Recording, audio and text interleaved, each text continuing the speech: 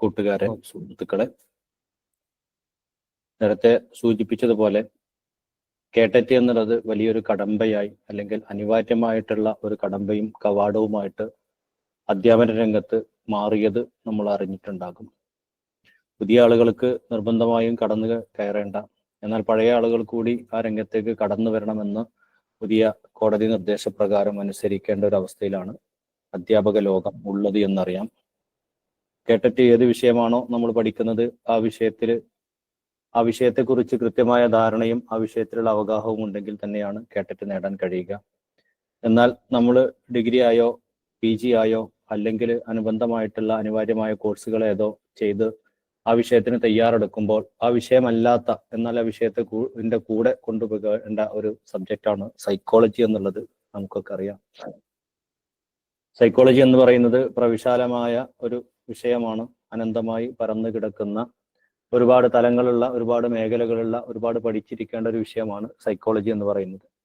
എന്നാൽ കേട്ടറ്റിന്റെ സിലബസ് ആയിട്ട് അല്ലെങ്കിൽ കേട്ടറ്റിന് പരീക്ഷയ്ക്ക് അല്ലെങ്കിൽ അനുബന്ധ കാര്യങ്ങൾക്കൊക്കെ ചോദിക്കപ്പെടുന്നത് അധ്യാപനവുമായി ബന്ധപ്പെട്ട ഒരു അധ്യാപകൻ അല്ലെങ്കിൽ ഒരു അധ്യാപിക തിരിച്ചറിയേണ്ട, മനസ്സിലാക്കിയിരിക്കേണ്ട ചില പാഠഭാഗങ്ങളാണ്. അതിന്റെ കൃത്യമായ സിലബസും കാലാകാലങ്ങളായി ചോദിക്കപ്പെടുന്ന ഏരിയകളും ചോദിക്കാൻ സാധ്യതയുള്ള ഭാഗങ്ങളും ചോദ്യങ്ങളുടെ രൂപങ്ങളും ഒക്കെ മനസ്സിലാക്കുന്നതിന് വേണ്ടിയാണ് ഫോക്കസിന്റെ കീഴിൽ സൗജന്യമായിട്ടുള്ള ഇന്നത്തെ ഒരു വെബിനാർ സജ്ജീകരിച്ചിട്ടുള്ളത്. ആമുഖമായി ചില കാര്യങ്ങൾ പറയാനുള്ളത്, സൈക്കോളജിയുടെ നിരന്തരമായിട്ടുള്ള ക്ലാസ്സുകൾ നിങ്ങൾ കേട്ടുകൊണ്ടിരിക്കുന്ന ആളുകളാണ്. ഫോക്കസിൽ തന്നെ ധാരാളം ക്ലാസ്സുകൾ കേട്ട ആളുകളാണ്. ആദ്യമായിട്ട് ഫോക്കസിന്റെ ക്ലാസ് ശ്രവിക്കുന്ന ആളുകളുണ്ട്. അപ്പൊ എല്ലാവരെയും ഒരു ഇൻക്ലൂസീവ് എഡ്യൂക്കേഷന്റെ ഭാഗമായിട്ട് അല്ലെങ്കിൽ എല്ലാവരെയും ഉൾക്കൊള്ളുന്നതിന്റെ ഭാഗമായിട്ട് നമ്മൾ മുമ്പ് പറഞ്ഞ കുറച്ച് കാര്യങ്ങളൊക്കെ വീണ്ടും റിപ്പീറ്റ് ചെയ്ത് പറയേണ്ടി വരും. അതിന്റെ ഇമ്പോർട്ടൻസ് കൊണ്ടാണ് എന്ന് മനസ്സിലാക്കുക. പിന്നെ അനുബന്ധമായ ചില വിഷയങ്ങൾ, എല്ലാ വിഷയങ്ങളും നമുക്ക് കൈകാര്യം ചെയ്യാനുള്ള സമയം ചുരുങ്ങിയ സമയത്തിൽ അനുവദിക്കപ്പെടുന്നില്ല. എന്നാലും ഇന്ന് ചർച്ച ചെയ്യുന്ന ഭാഗങ്ങൾ, അതിനോടനുബന്ധിച്ച് വരാൻ സാധ്യതയുള്ള ഭാഗങ്ങൾ, അതൊക്കെ എല്ലാവരും ശ്രമിക്കുക. മുമ്പ് പറയാറുള്ളത് പോലെ കയ്യിലൊരു നോട്ട് പുസ്തകവും പേനയും ഒക്കെ കയ്യിൽ കരുതുകയാണെങ്കിൽ ഓരോ വിഷയം പറയുന്ന സമയത്ത് അതിനോട് സബ്ബായി വരുന്ന കാര്യങ്ങളൊക്കെ നമുക്ക് എഴുതിയെടുക്കാൻ പറ്റും. അങ്ങനെ ആവുമ്പോഴാണ് ആ വിഷയം പൂർത്തിയാക്കുന്നത്. എല്ലാ പോയിന്റ്സും കൂടി സ്ലൈഡുകളിൽ ഒതുക്കുക എന്നുള്ളത് പ്രയാസം തന്നെയാണ്. എന്നിട്ടും ഒരു വെബിനാർ ആയതുകൊണ്ടും മാക്സിമം ഏരിയ ഉൾക്കൊള്ളുന്നതിന് വേണ്ടിയിട്ടൊക്കെ ഏകദേശം 80ഓളം പേജുള്ള സ്ലൈഡാണ് ഞാൻ പ്രിപ്പയർ ചെയ്തിട്ടുള്ളത്. എനിവേ, ആമുഖം ഇവിടെ അവസാനിപ്പിച്ച് ഞാൻ വിഷയത്തിലേക്ക് കടക്കുകയാണ്. അപ്പോൾ ആദ്യമായിട്ട് ഞാൻ ചർച്ച ചെയ്യുന്നത് ഏതൊക്കെ ഏരിയകളിലേക്കാണ് സൈക്കോളജിയുടെ നമുക്ക് കടന്നു ചെല്ലേണ്ടത് എന്നുള്ളതാണ്. ഇത് മാത്രമാണ് എന്ന് ഞാൻ പറയുന്നില്ല, പക്ഷെ മുൻകാല ചോദ്യങ്ങളൊക്കെ കാണുമ്പോൾ നമ്മൾ കൂടുതൽ കാണുന്ന ഏരിയകൾ, അവിടെ നിന്ന് വരുന്ന ചോദ്യങ്ങൾ, അപ്പോൾ അങ്ങനത്തെ കുറച്ച് കാര്യങ്ങളാണ് നമ്മൾ പഠിച്ചിരിക്കേണ്ട, സിലബസിൽ നിന്ന് അടർത്തിയെടുത്ത ഭാഗങ്ങളാണ്. സിലബസ് എടുത്ത് നോക്കിയിട്ടുണ്ടെങ്കിൽ കാറ്റഗറി 4 ചൈൽഡ് ഡെവലപ്മെന്റ് എന്ന് മാത്രം കാണാം. അത് കാറ്റഗറി 3 കടക്കുന്ന സമയത്ത് ലേണിംഗ്, അതുപോലെ ടീച്ചിങ് ആപ്റ്റിറ്റ്യൂഡ്, ഈ 3 കാര്യങ്ങളും കാണാൻ പറ്റും. അപ്പോൾ ഏതായാലും ചില ഏരിയകൾ, ഇവകളിൽ നിന്ന് ഡെവലപ്മെന്റ് എന്ന് പറയുന്ന ഭാഗങ്ങളിൽ നിന്നൊക്കെ ചോദിക്കുന്ന ഇമ്പോർട്ടൻ്റ് ആയ ചില ഏരിയകളാണ് ഇവിടെ സൂചിപ്പിച്ചിട്ടുള്ളത്. ഒന്നാമത് പറയാണ് സൈക്കോളജി ഡെഫിനിഷൻ ഒറിജിൻ. സൈക്കോളജി എന്നുള്ളത് ഒരു മനഃശാസ്ത്ര പഠനം എന്ന് പറയുമ്പോൾ ഏതൊരു പഠന ശാഖയാണെങ്കിലും ആ പഠനത്തിന്റെ ഏരിയ ഏതാണെന്ന് കൃത്യമായും മനസ്സിലാക്കുന്നതിന് വേണ്ടിയിട്ട് അതിനൊരു നിർവചനം ഉണ്ടാകും. അതിന്റെ ഉത്ഭവം എന്നത് അനുബന്ധമായ ചില കാര്യങ്ങളൊക്കെ ഉണ്ടാകും. അനുബന്ധമായ ചില സാമ്പിൾ ചോദ്യങ്ങൾ നമ്മൾ കൊടുക്കുന്നുണ്ട്. അടുത്തത് ഇതിൽ നിന്ന് ചോദിക്കാൻ സാധ്യതയുള്ള ഒരു മാർക്ക് എന്തായാലും സൈക്കോളജി ഡെഫിനിഷൻ ഒറിജിനുമായി ബന്ധപ്പെട്ട് വരുന്നുണ്ട്, നിർബന്ധമായി മനസ്സിലാക്കേണ്ടതാണ്. മെത്തഡോളജി ഓഫ് സൈക്കോളജിക്കൽ സ്റ്റഡി, എങ്ങനെ സൈക്കോളജി പഠിക്കാൻ പറ്റും, എങ്ങനെയാണ് പഠനത്തിന്റെ രീതി, ഏത് രീതിയിലൊക്കെ നമുക്ക് മനഃശാസ്ത്രം പഠിക്കാൻ പറ്റും. നമ്മൾ പല രീതിയിൽ പല വിഷയങ്ങൾ പഠിക്കുന്നുണ്ട്. മാത്സ് പഠിക്കുന്ന സമയത്ത് നമ്മൾ തിയറികളൊക്കെ പഠിച്ചിട്ട് ആ തിയറി അപ്ലൈ ചെയ്യുന്ന രീതികളും അതിന്റെ ഒരു പ്രാക്ടിക്കാലിറ്റി ഒക്കെയാണ് പഠിക്കുന്നത്. ലേണിംഗ് എന്നുള്ളത് ഒരു പൊതുവായ ഒരു പ്രക്രിയയാണ്. എല്ലാ കാര്യങ്ങളും പഠിച്ചെടുക്കുന്നതിന് ലേണിംഗ് എന്ന് പറയും. ഏതൊരു കാര്യം പഠിക്കുകയാണെങ്കിലും ലേണിംഗ് എന്ന് പറയും. ഒരു വസ്തു പാചകം ചെയ്യുന്നത് എങ്ങനെ, ഒരു വെജിറ്റബിൾ കൊണ്ട് ഒരു ഉപ്പേരി ഉണ്ടാക്കുന്നത് എങ്ങനെയെന്ന് ഒരാൾ പഠിച്ചാൽ അതിനെക്കുറിച്ച് ലേണിംഗ് എന്ന് പറയും. എന്നാൽ മനഃശാസ്ത്രം അങ്ങനെ പഠിക്കുന്നതാണോ? ഏത് രീതിയിലൊക്കെ നമുക്ക് മനഃശാസ്ത്രം പഠിക്കാം? നിത്യം നമ്മൾ കേട്ടുകൊണ്ടിരിക്കുന്ന സംഭാഷണങ്ങളിൽ ചിലതാണ് എനിക്ക് പല മനഃശാസ്ത്രവും അറിയാം. പല മനഃശാസ്ത്രം എന്ന് പറഞ്ഞത് ചില ആളുകൾ കൃത്യമായി കേന്ദ്രീകരിച്ച് തന്നെയാണ് പറയാം. കുട്ടികളുടെ മനഃശാസ്ത്രം എനിക്കറിയാം എന്ന് പറയുന്നവരുണ്ട്, സ്ത്രീകളുടെ മനഃശാസ്ത്രം എനിക്കറിയാം എന്ന് പറയുന്നവരുണ്ട്, അതുപോലെ അധ്യാപകരുടെ മനഃശാസ്ത്രം എനിക്കറിയാം എന്ന് പറയുന്നുണ്ട്, പാചകക്കാരുടെ മനഃശാസ്ത്രം എനിക്കറിയാം എന്ന് പറയുന്നവരുണ്ട്. ഇങ്ങനെ വിവിധ തലങ്ങളിൽ മനഃശാസ്ത്രവുമായി ബന്ധപ്പെട്ട് എനിക്ക് മനഃശാസ്ത്രം അറിയാം, അല്ലെങ്കിൽ തിരിച്ച് നമ്മൾ ചോദിക്കാറുണ്ട്, എനിക്ക് നിനക്ക് സൈക്കോളജി അറിയാലോ എന്ന്, നിനക്ക് അറിയാലോ എന്ന് തിരിച്ചും ചോദിക്കാറുണ്ട്. അപ്പൊ ഏത് രീതിയിലാണ് നമ്മൾ സൈക്കോളജി അറിയാം, മനസ്സിലാക്കുക എന്നുള്ളത് ഒരു ഭാഗമാണ്. Classroom application of psychology, ഒരു അക്ഷരം വിട്ടുപോയിട്ടുണ്ട്. Classroom application of psychology എന്ന് പറഞ്ഞാൽ നമ്മൾ ക്ലാസ് റൂമിൽ ഉപയോഗിക്കാൻ വേണ്ടിയിട്ടാണ്, ക്ലാസ് റൂമുമായി ബന്ധപ്പെട്ടതാണ് സൈക്കോളജി പിന്നെ നമ്മൾ പഠിക്കുന്നത്. അപ്പോൾ ഇവിടെ class room application of psychology നമ്മൾ കൃത്യമായിട്ട് മനസ്സിലാക്കേണ്ടതുണ്ട്. അപ്പോൾ ഇങ്ങനെ എന്തൊക്കെയാണ് ക്ലാസ് റൂം ആപ്ലിക്കേഷനുമായി ബന്ധപ്പെട്ടത് എന്നുള്ള ചോദ്യവും നമ്മൾ പ്രതീക്ഷിക്കാം. എനിവേ, അടുത്തത് എഡ്യൂക്കേഷൻ സൈക്കോളജി. നമ്മൾ എഡ്യൂക്കേഷനുമായി ബന്ധപ്പെട്ടാണല്ലോ സൈക്കോളജി പഠിക്കുന്നത്. ഏതൊക്കെ എഡ്യൂക്കേഷൻ സൈക്കോളജിയുമായി ബന്ധപ്പെട്ട് 3 ചോദ്യങ്ങൾ വരെ വരാറുണ്ട്.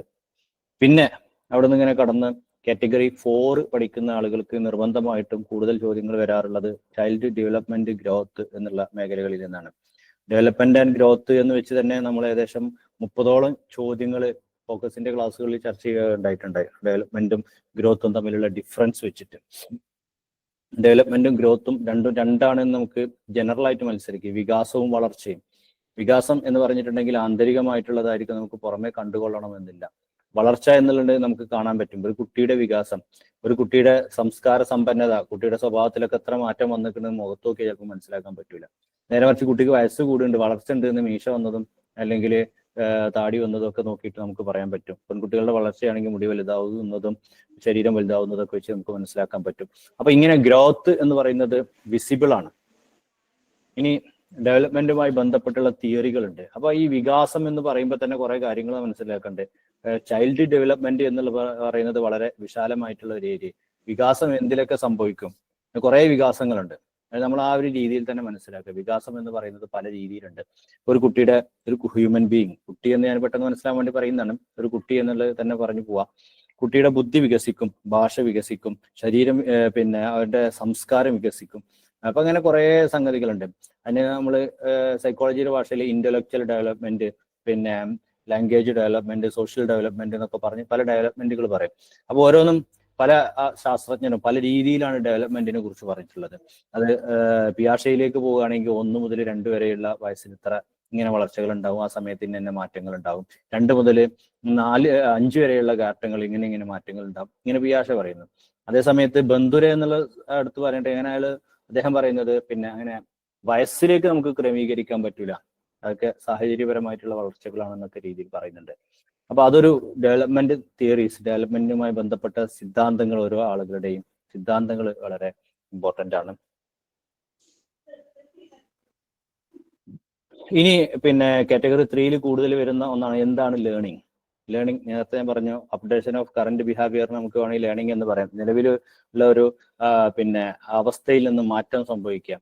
പിന്നെ എല്ലാ തരത്തിലുള്ള പഠനവും ലേണിംഗ് എന്നുള്ളതിന്റെ അണ്ടറിൽ വരും.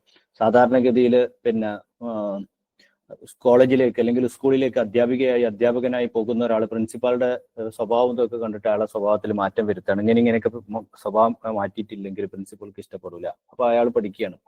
അല്ലെങ്കിൽ വിദ്യാർത്ഥികളുടെ സ്വഭാവത്തിൽ നിന്ന് നമ്മൾ സാധാരണഗതിയിൽ പറയാറുള്ള, തമാശക്കാണെങ്കിലും പറയാറുള്ള ഒരു ഞാൻ കുട്ടികളിൽ നിന്ന് പലതും പഠിച്ചു എന്നൊക്കെ പറയാറുണ്ടല്ലോ. അപ്പൊ കുട്ടികളുടെ ആ ബിഹേവിയർ നമ്മളെ പലതും പഠിപ്പിക്കുകയാണ്. അപ്പൊ ലേണിംഗുമായി ബന്ധപ്പെട്ട തിയറീസ്, എങ്ങനെയാണ് ലേണിംഗ് ഉണ്ടാവുന്നത്, ലേണിംഗ് എങ്ങനെ പഠിപ്പിക്കാം, പഠിക്കൽ എങ്ങനെയാണെന്ന് മനസ്സിലാക്കി കഴിഞ്ഞാൽ പിന്നെ ഒരു പഠിക്കാൻ ഇന്നിയും കാര്യങ്ങൾ വേണമെന്ന് നമുക്ക് മനസ്സിലാവുമല്ലോ. അപ്പൊ പഠിക്കുമ്പോൾ നമ്മുടെ പഠിപ്പിക്കുന്നതിൽ ആ മാറ്റങ്ങൾ വരുത്താൻ പറ്റും. സ്വാഭാവികമായിട്ട് അടുത്ത് വരുന്ന ടീച്ചിങ് ആപ്റ്റിറ്റ്യൂഡാണ്. ഒരു ടീച്ചറുടെ പഠന അധ്യാപന കാര്യങ്ങളിലുള്ള ആപ്റ്റിറ്റ്യൂഡ്, പിന്നെ ഒരു ടീച്ചർ എങ്ങനെയായിരിക്കണം എന്നുള്ള. അപ്പം ഇങ്ങനെ ഒരുപാട് ഏരിയകൾ ബന്ധപ്പെട്ടാണ് നമുക്ക് ചോദ്യങ്ങൾ വരാറുള്ളത്. ഇനിയുമുണ്ട് ഇതുമായി ബന്ധപ്പെട്ടിട്ടുള്ള ടൈപ്സ് ഓഫ് ചൈൽഡ്. ഒരു കുട്ടി എന്ന് പറയുന്നത് പല രീതിയിലുണ്ട്. അപ്പോൾ കുട്ടി ഗിഫ്റ്റഡ് ചിൽഡ്രൻ എന്ന് പറയും, അഥവാ അതിബുദ്ധിയുള്ള അല്ലെങ്കിൽ എക്സ്ട്രാ ശ്രദ്ധ കൊടുത്ത് ക്രിയേറ്റിവിറ്റി ഒക്കെ നല്ല സർഗാത്മകത ഒക്കെ വളർത്തിക്കൊണ്ടുവരാൻ പറ്റുന്ന, വളരെ വേഗത്തിൽ വളർത്തിയെടുക്കാവുന്ന കുട്ടികളുണ്ട്. 22-ാം വയസ്സിലൊക്കെ പിന്നെ വലിയ വലിയ നിലകളിലെത്തിയ ഉദ്യോഗങ്ങൾ നേടിയ ആളുകളെ കുറിച്ചൊക്കെ നമ്മൾ വായിച്ചിട്ടുണ്ട്. അപ്പൊ അത്രയും ബ്രില്യൻ്റ് ആയ കുട്ടികൾ സമൂഹത്തിലുണ്ട്. പിന്നെ അതോടൊപ്പം വരുന്ന ഒന്നാണ് ഡിഫെൻസീവ് മെക്കാനിസം എന്ന് പറയുന്ന ഒന്നുണ്ട്. ഡിഫെൻസീവ് പ്രതിരോധ തന്ത്രങ്ങൾ എന്ന് പറയുന്നത്. പിന്നെ ഡിസാബിലിറ്റീസ്, പ്രതിരോധ തന്ത്രങ്ങളും നമ്മുടെ സിഗ്മണ്ട് ഫ്രോയിഡിന്റെ ചില സിദ്ധാന്തങ്ങളുണ്ട്. പിന്നെ നമ്മൾ കഴിഞ്ഞ ക്ലാസ്സിലൊക്കെ പല ക്ലാസ്സുകളിലും പറയാറുള്ളത് പോലെ പിന്നെ മെസ്സിയുടെ ഫാനായിട്ട്, മമ്മൂട്ടിയുടെ ഫാനായിട്ട്, മോഹൻലാലിന്റെ ഫാനായിട്ട്, പിന്നെ അവരുടെ അതേ സ്റ്റൈല് പിന്തുടരുന്നതും അവരുടെ സിനിമ വിജയിക്കുമ്പോൾ ചാടി കളിക്കുന്നതും അർജന്റീന പിന്നെ കപ്പടിക്കുമ്പോൾ ഇവിടെ പായസം വിതരണം ചെയ്യുന്നതൊക്കെ ഡിഫൻസീവ് മെക്കാനിസത്തിൽ അതിന് സബ്ലിമേഷൻ, അതില് ഓരോ പേരുണ്ട്. താതാത്മീകരണം എന്ന് പറയും. താതാത്മീകരണമുണ്ട്, ധമനമുണ്ട്, അങ്ങനെ പല മെക്കാനിസങ്ങളുണ്ട് എന്ന് സിഗ്മണ്ട് ഫ്രോയിഡ് പറഞ്ഞിട്ടുണ്ട്. അപ്പൊ അതെന്തൊക്കെയാണ്? അതുമായി ബന്ധപ്പെട്ട് 4 ചോദ്യങ്ങൾ വരെ പ്രതീക്ഷിക്കാവുന്നതാണ്. 4 ചോദ്യങ്ങൾ വരെ ഡിഫൻസീവ് മെക്കാനിസത്തിൽ നിന്ന് പ്രതീക്ഷിക്കാവുന്നതാണ്. 2 ചോദ്യങ്ങൾ പ്രതീക്ഷിക്കാവുന്ന ഒരു ഏരിയയാണ് ഡിസാബിലിറ്റീസ് എന്ന് പറയുന്നത്. എന്തൊക്കെ? പിന്നെ കുറെ ലെക്സിയകൾ നമ്മൾ പഠിച്ചിട്ടുണ്ട്. പിന്നെ കാൽക്കുലിയ, ഡിസ്ലെക്സിയ, ഡിസ്കാൽക്കുലിയ, ഡിസ്പ്രാക്സിയ, ഡിസ്ഗ്രാഫിയ എന്നൊക്കെ പറഞ്ഞിട്ട് നമ്മൾ കുറെ പഠിച്ചിട്ടുണ്ട്. അപ്പൊ അങ്ങനത്തെ 4 പിന്നെ ഭാഗങ്ങൾ, അതിൽ നിന്ന് 2 ചോദ്യങ്ങൾ വരെ പ്രതീക്ഷിക്കാവുന്നതാണ്. പിന്നെയുള്ളത് മോട്ടിവേഷൻ ആണ്. 2 തരം മോട്ടിവേഷൻ, പിന്നെ ആന്തരിക അഭിപ്രേരണയും ബാഹ്യ അഭിപ്രേരണയും അതുമായി ബന്ധപ്പെട്ട സിദ്ധാന്തങ്ങൾ. ഇങ്ങനെയുള്ള കുറെ ഭാഗങ്ങളും ഏറ്റവും കൂടുതൽ ചോദിക്കപ്പെടുന്ന ഏരിയകളൊക്കെയാണ് നമ്മൾ പറഞ്ഞത്. ഇനി ഞാൻ ഓരോ ഏരിയകളിലേക്ക് കടക്കുകയാണ്. ഓരോ ഏരിയകളിലേക്ക് കടന്നു നമുക്ക് എല്ലാ ഏരിയയും ഇന്ന് കവർ ചെയ്യാൻ പറ്റുമെന്ന് തോന്നുന്നില്ല. നിങ്ങൾക്ക് മനസ്സിലാവുന്നുണ്ടാവും, പറയുന്ന അത് കുറച്ച് സ്പീഡിലാണ് പറയുന്നത്. വലിയൊരു ഏരിയ കവർ ചെയ്യുന്നതിന് വേണ്ടിയിട്ടാണ് ഇത്ര സ്പീഡിൽ ഞാൻ പറഞ്ഞു പോകുന്നത്. സ്ലോ ആക്കണമെന്നുണ്ടെങ്കിൽ നിങ്ങളൊന്ന് സൂചിപ്പിച്ചാൽ ചെയ്യാവുന്നതാണ്. നോട്ട് കൃത്യമായിട്ട് അതിനൊപ്പം ഫോളോ ചെയ്യുന്ന രീതിയിലുള്ള നോട്ട്സും നമ്മൾ പ്രിപ്പയർ ചെയ്തിട്ടുണ്ട്. ഓക്കെ, പോകാലോ അല്ലേ? പോകാം. ഓക്കെയാണ്, ക്ലിയർ ആണ്. ഇതുവരെ പറഞ്ഞ കാര്യങ്ങളൊക്കെ ക്ലിയർ ആണല്ലോ? Okay, thank you.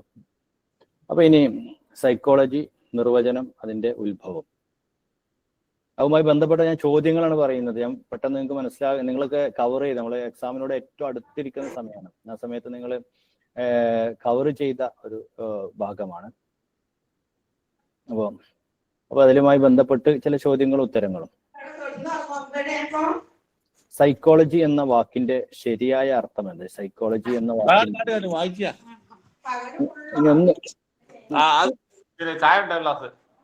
ഒന്ന് മ്യൂട്ട് ചെയ്യണേ. ഓക്കെ, സൈക്കോളജി എന്ന വാക്കിന്റെ ശരിയായ അർത്ഥം എന്ത്? അപ്പോൾ ആത്മാവിന്റെ ശാസ്ത്രം, മനസ്സിന്റെ ശാസ്ത്രം, പ്രവൃത്തിയുടെ ശാസ്ത്രം, വികാരത്തിന്റെ ശാസ്ത്രം. ഇങ്ങനൊരു ചോദ്യം ഞാൻ പ്രതീക്ഷിക്കുന്നില്ല. കാരണം എന്താ വെച്ചാൽ ഇതിന്റെ വിവിധ കാലങ്ങളിൽ പല ശാസ്ത്രങ്ങളായിട്ട് സൈക്കോളജി എന്നുള്ള വാക്ക് ഉപയോഗിക്കപ്പെട്ടിട്ടുണ്ട്. അപ്പൊ സൈക്കോളജി എന്ന വാക്കിന്റെ ശരിയായ അർത്ഥം ആത്മാവിന്റെ ശാസ്ത്രം, സയൻസ് ഓഫ് സോൾ, മനസ്സിന്റെ ശാസ്ത്രം, അതും ഏകദേശം ഒരു അർത്ഥത്തിൽ തന്നെ. പക്ഷെ പ്രവൃത്തിയുടെ ശാസ്ത്രം എന്നാണ് സൈക്കോളജി എന്ന വാക്കിന്റെ ശരിയായ അർത്ഥം വരുന്നത്. പ്രവൃത്തിയുടെ ശാസ്ത്രം എന്നാണ് കൃത്യമായിട്ടുള്ള സൈക്കോളജി എന്നതിന്റെ അർത്ഥം വരുന്നത്. അതിന് ഒരു ഉത്ഭവിക്കുന്ന രൂപം നമുക്ക് പറയും. സൈക്കോളജി എന്ന പദം ആദ്യം ഉപയോഗിച്ചത് ഏത് ഭാഷയിൽ? ലാറ്റിൻ, ഗ്രീക്ക്, ഇംഗ്ലീഷ്, സംസ്കൃതം. സൈക്കോളജി എന്ന പദം ആദ്യം ഉപയോഗിച്ചത് ഏത് ഭാഷയിൽ? അപ്പൊ പലപ്പോഴും പിന്നെ നമ്മൾ പല പഠനശാഖകളും പഠിക്കുന്ന സമയത്ത് the word derived from the Latin word എന്ന് പറഞ്ഞിട്ടാണ് വരാറുള്ളത്. സൈക്കോളജി എന്ന പദം ആദ്യം ഉപയോഗിച്ചത് ഗ്രീക്ക് ഭാഷയിലാണ്. ഗ്രീക്ക് ഭാഷയിലാണ് ആദ്യം ഉപയോഗിച്ചത്. പിന്നെ ലാറ്റിൻ ആയിട്ടുള്ള സൈക്ക്, ലോഗോ എന്നുള്ള പദമൊക്കെ വരുന്നുണ്ട്. പക്ഷെ ആദ്യം ഉപയോഗിച്ചത് ഗ്രീക്ക് ഭാഷയിലാണ്.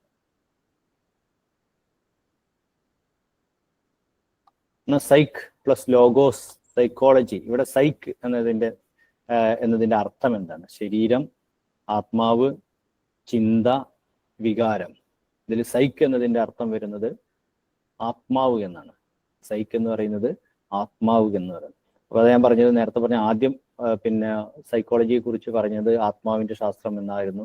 പിന്നീട് അത് സോള്, പിന്നെ അതിൽ നിന്നൊക്കെ ഇങ്ങനെ മാറിയിട്ട് ലാസ്റ്റ് പ്രവൃത്തിയുടെ ഇന്റർ റിലേഷൻസിന്റെ ഒക്കെ ശാസ്ത്രമായിട്ട് അവസാനം മാറുന്നുണ്ട്.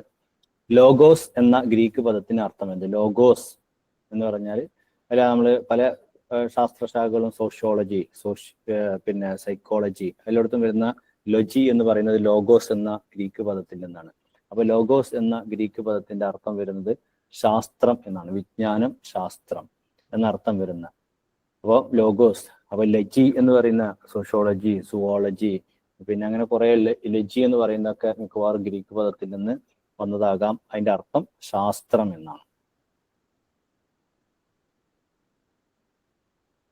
മനഃശാസ്ത്രത്തിന്റെ ആദ്യകാല നിർവചനം എന്തായിരുന്നു? മനഃശാസ്ത്രത്തിന്റെ ആദ്യകാല നിർവചനം എന്തായിരുന്നു? നേരത്തെ നമ്മൾ പറഞ്ഞു, ആ ഒരു വാക്കിൽ നിന്ന് തന്നെ വന്ന ഒന്നായിരുന്നു ആദ്യകാല നിർവചനം എന്ന് പറയുന്നത്. അപ്പോൾ ആദ്യകാല നിർവചനം സൈക്കോളജി എന്നുള്ള പിന്നെ സയൻസ് ഓഫ് മൈൻഡ് അല്ലെങ്കിൽ സയൻസ് ഓഫ് സോൾ എന്നുള്ള അർത്ഥത്തിലാണ് ആദ്യകാല നിർവചനം വന്നത്. അപ്പൊ മനഃശാസ്ത്രത്തിന്റെ ആദ്യകാല നിർവചനം വരുന്നത് ആത്മാവിന്റെ ശാസ്ത്രം എന്ന് തന്നെയാണ്. ഓക്കെ, ഇതൊക്കെ നമ്മൾ വായിച്ചു പോയതിലേക്ക് നിങ്ങളുടെ മെമ്മറിയെ ഒന്ന് കൊണ്ടുപോവുകയാണ്. Psychology is the science of behaviour എന്ന് നിർവചിച്ചത് ആരാണ്? സയൻസ് ഓഫ് ബിഹേവിയർ, നിരവധി നിർവചനങ്ങൾ സയൻസിനെ സൈക്കോളജിയെ കുറിച്ച് പറയാറുണ്ട്. പിന്നെ അപ്പോൾ അതിൽ ഈ സൈക്കോളജിയെ കുറിച്ച് psychology is the science of behaviour എന്ന് നിർവചിച്ചത് അത് വാട്സൺ ആണ്. ജെ.ബി. വാട്സൺ ആണ് സയൻസ് ഓഫ് ബിഹേവിയർ എന്ന് പറയുന്നത്. അതിൽ നിന്ന് വേറൊരു ഉത്തരത്തിലേക്ക് നമ്മൾ എത്തുന്നുണ്ട്. ബിഹേവിയറിസം എന്ന് പറയുന്ന സൈക്കോളജിയുടെ ഒരു പഠന ശാഖയുണ്ട്, അല്ലെങ്കിൽ സൈക്കോളജിക്കൽ പഠനത്തെ ബിഹേവിയറിസത്തിലൂടെ പഠനത്തെ കുറിച്ച് പറയുന്ന ബിഹേവിയറിസ്റ്റ് തിയറീസ് ഒക്കെ ജെ.ബി. വാട്സണിൽ നിന്നാണ് വരുന്നത്. അപ്പൊ ജെ.ബി. വാട്സൺ ആണ് psychology is the science of behaviour എന്ന് പറയുന്നത്. Behaviour Watson.